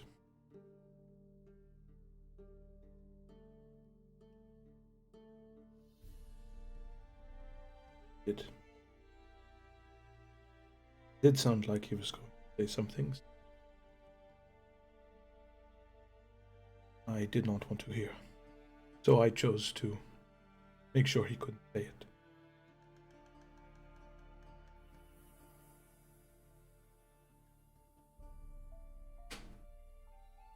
I find that all of us in our lives, we go by many from place to place that we travel.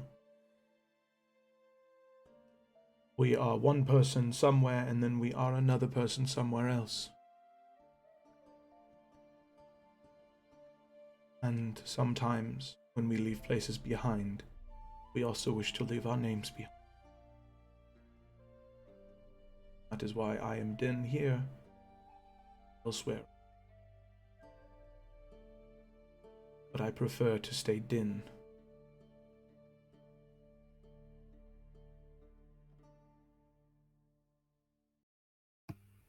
That is quite wise of you, actually.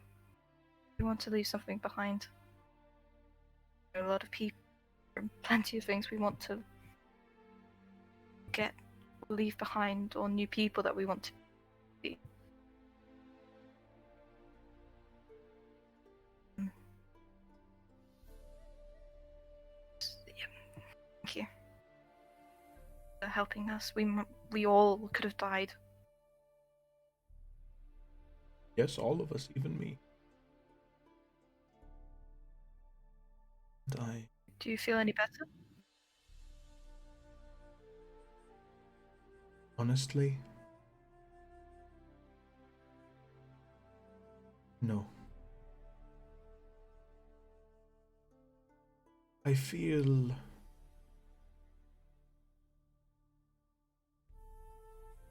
happy knowing that I was able to help people like you, people willing to do good. I feel happy knowing that I'm able to put aside my anger and fear and loathing that could help someone.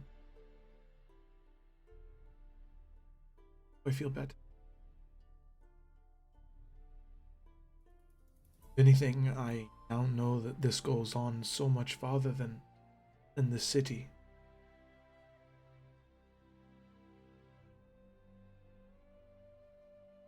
I don't know if that makes me feel better or worse. Knowledge is a burden.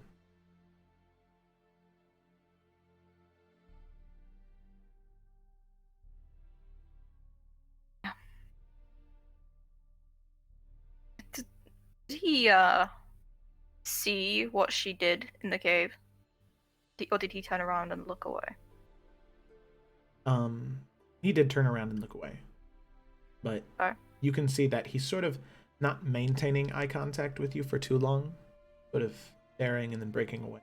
And you're not sure if it's just because of his demeanor right now, or if it is because...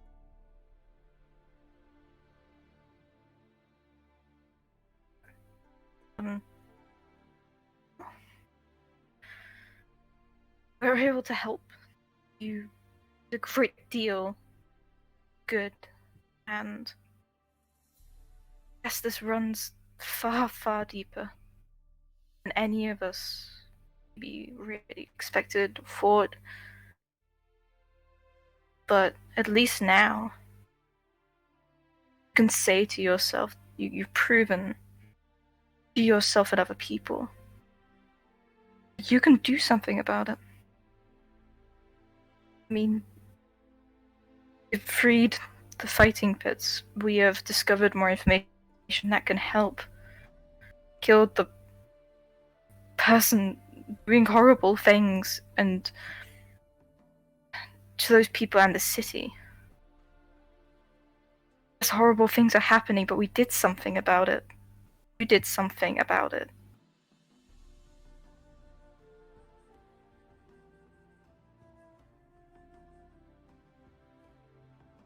You're right. You're right. Sometimes I can be a little pessimistic. It's always good to have someone keep me grounded, and at least a little more optimistic. I just hope that...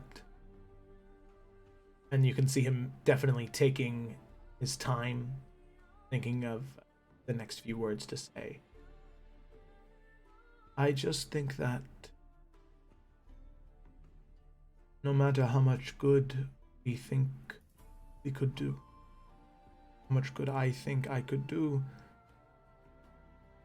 I just don't want to lose sight of who I am. Can do.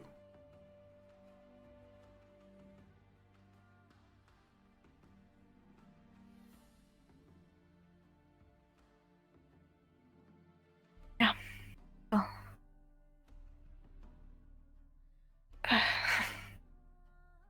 Just try to always remember who you are, and remember the small things. Remember where you came from. And I guess the journey that took you to where you are now, and you will never forget who you are.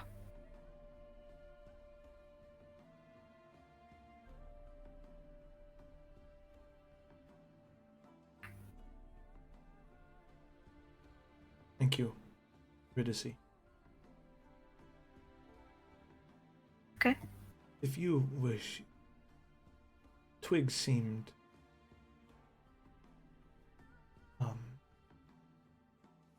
I will stay down here and wait for the two of them to return. Check on her. I will. I'm scared she's gonna look me in the eyes.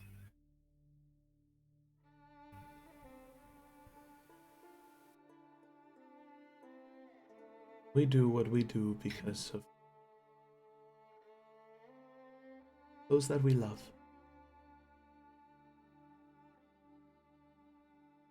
As long as you don't lose sight of who you are, you will understand.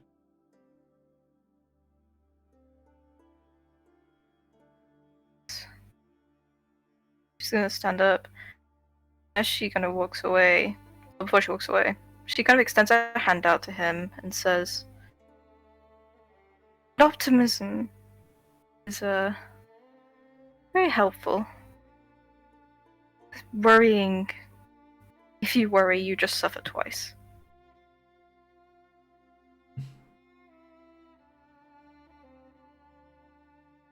Thank you. And he'll, because you said you had gestured your hand out. Right? Or did I mishear that? No, she held her hand out to him. Okay, yeah. So, then he would get back, give like a small shake and a squeeze. And I will do my best not to worry.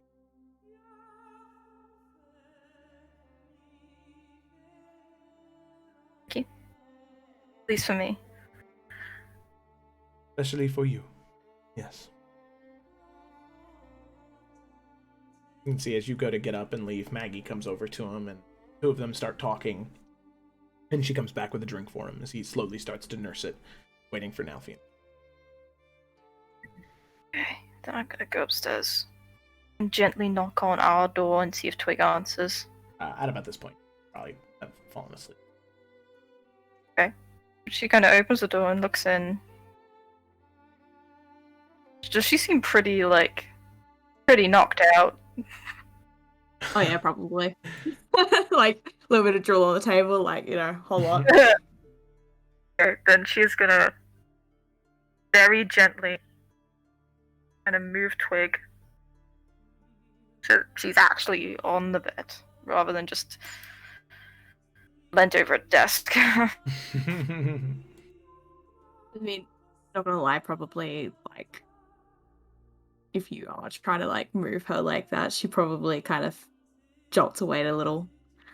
And just like, you know, kind of looks up to you, realizes it's just you, but like, you know, it's like kind of looking down at a little scared little rabbit at the moment, like Oh. it's very, very out of it. Okay, giving you, it's better to sleep on a bed than on a desk. Are the others back? Not yet, but they should be here soon. Din's just downstairs waiting for them. Right. You ready to see? I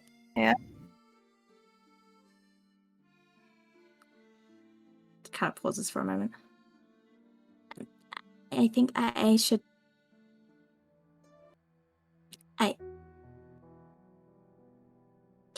Can I ask you a favor? Anything in the world. I just, well, there's something that I want to do later, probably tomorrow, and well,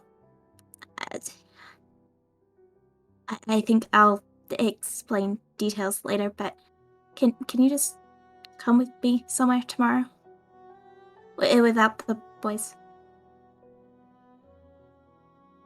Of course I can. Right. Thank you. Here to see. Okay. I'll come with you anywhere, and if you don't want me to talk or ask questions, you just want me to be there, then I'll just be there. Give her a little hug. Okay, so give her a little hug back.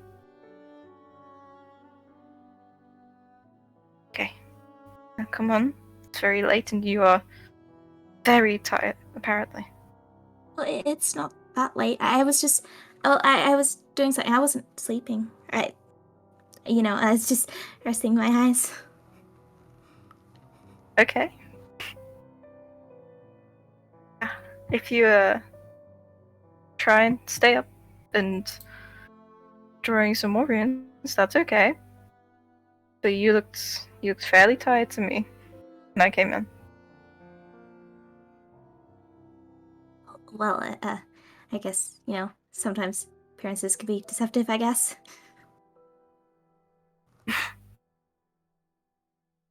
No, you're right. Okay then. How many more have you got to do? Just a few more. Um, Don't worry, you can Those- go back downstairs if you want. You don't have to stay up here or anything. well, I think Din was hitting it off with Maggie last time I was down there. And I think he needs some time to think. So, I might just sit up here and read for a little bit. If you're okay. It's okay too. I mean, it's not like I didn't want you to stay here or anything. It's fine.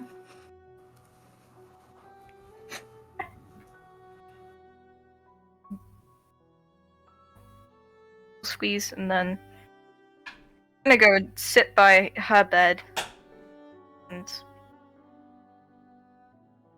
pull out 2 books. without really twig noticing. One of them is kind of the Book of Shadows, and the other one is just a normal book. Puts one inside the other. She would have gone back to, back to drawing her lumber inside. I think she would have noticed. Yeah. No. Two of you working on that. Eventually, Nalfian and Grok, the two of you, finally make your way back to the. And you can see that the Golden Rookery is still at least a little more busy, especially on a Friday night. By the time that you get back, probably like 8 o'clock. And you can see that Din is sitting in the sort of center of, off to the far side in a small booth, just sort of nursing a drink as the two of you enter, as the tavern music is going and people chittering back and forth. He gives the two of you a small wave as you enter and goes back to nursing his drink by himself. I imagine Nalf and Grok would both probably like walk in laughing about, how that guy's head went flying as soon as Grok hit him. Like how far it went. But we do see Din in the corner. Oh yeah. I mean he's a little sticking out like a sore thumb with his green and white armor. Just sort of. Alright, yeah. Well, Nalf will like walk over and just kind of like slide into the booth next to him. Oh. All right, how you feeling? You did it! Yes, I'm feeling good. Are you lying to me?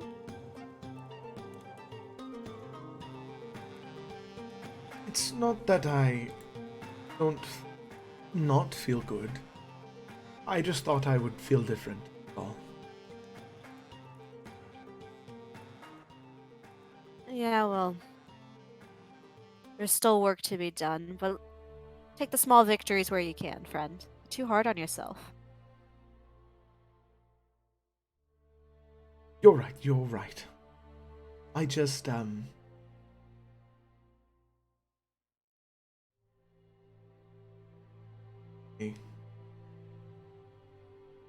You're right. I need to relax a little bit and understand that I did do good, and there's no need for me to worry. Of course you fucking did, mate. You're here now, aren't you? Yes, I am, and thanks to not just the two of you, but also the two upstairs right now. Yeah, well, you certainly show that you know how to handle yourself. Well, I mean, just saying the door's always open if you want to come along with us.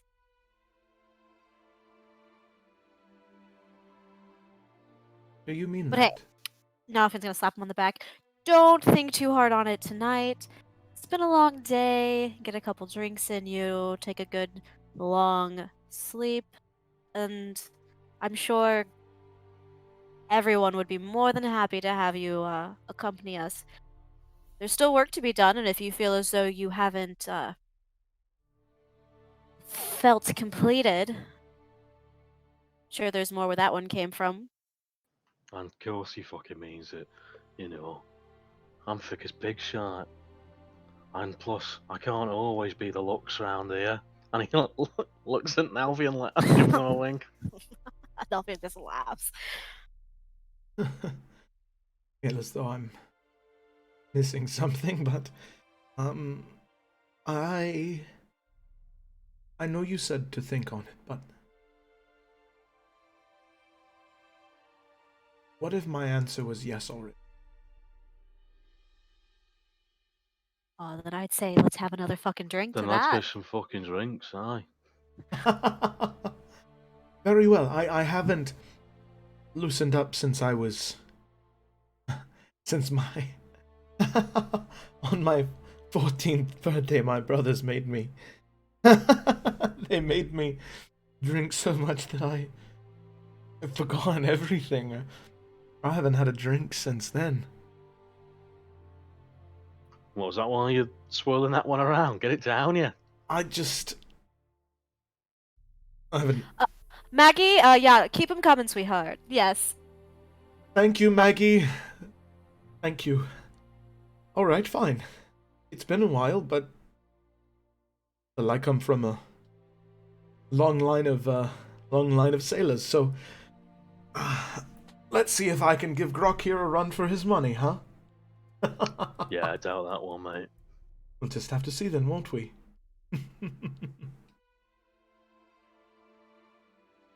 And with that challenge, the group of you, Nalfian, Din, and Grok, all three of you together drinking back and forth, Maggie constantly delivering rounds of alcohol, drinking away one after the other. I'd just like you two to make a Constitution saving throw, and Din is going to make one as well. Just to see who drinks the longest. Wait a second. Oh, wait. Public roll, saving throw. 22, 19. Okay, so... Now bows out. Nalvian, yeah, you bow out a little early. Grok, you do beat Din, but Din, in every single way so far, Din has sort of surprised you in his abilities, whether it be patting you on the shoulder or his drinking. Fuck, man, like he really is slamming him back with you. And you just start drinking and drinking and drinking, and the three of you have a really, really wonderful time all the way into the wee hours, or into the late hours of the night. Just talking, chit-chatting, recalling the adventure, sharing different stories that you have, as Din just sits and listens, happy to be a part of something, anything, instead of being in that dark, dank, archival room. So, as the three of you drink, Twig and Eurydice, as you pass out, sleeping, rest finds you, and eventually, for the three of you, rest finds you as well, ready to wake up in the morning to ask the question, what comes next? And that is where we're going to end tonight's session. Woo! Woo, woo, woo, woo, woo. Damn. What There a we go. time. What a time indeed. Well, thank you everybody so much for watching. Greatly appreciate you there. Hope you enjoyed. Just as a reminder, there will be no Isles of Iverion session next week, because that will be the God of War 24-hour charity stream starting at 8 a.m. on Saturday, or 9 a.m. on Saturday Eastern Standard Time, going all the way until 24 hours into the next day. I'm going to be playing through the entirety of God of War for a Kid Again, a charity that gives families with children with life-threatening illnesses vacations and events and activities that are no charge to the family, so they can, have time to be a kid again, even though they're going through something very costly, very stressful situation. So I'm very excited to be playing for such a good cause, and I'm excited to be doing something good while playing video games. It's a great feeling. I thoroughly recommend you do it. So stay tuned for that, because that will be happening. So no Isles next week. And I believe that Sunday after, or that next Saturday, sadly there will not be a session of Isles then either, but I think that weekend after we should be able to do the same thing we did this week with the Sunday session. It just depends on a few things, but I just want to get that out there now. Okay. All right. So with that, thank you so much for watching, and we will see you next time. Farewell. Yeah.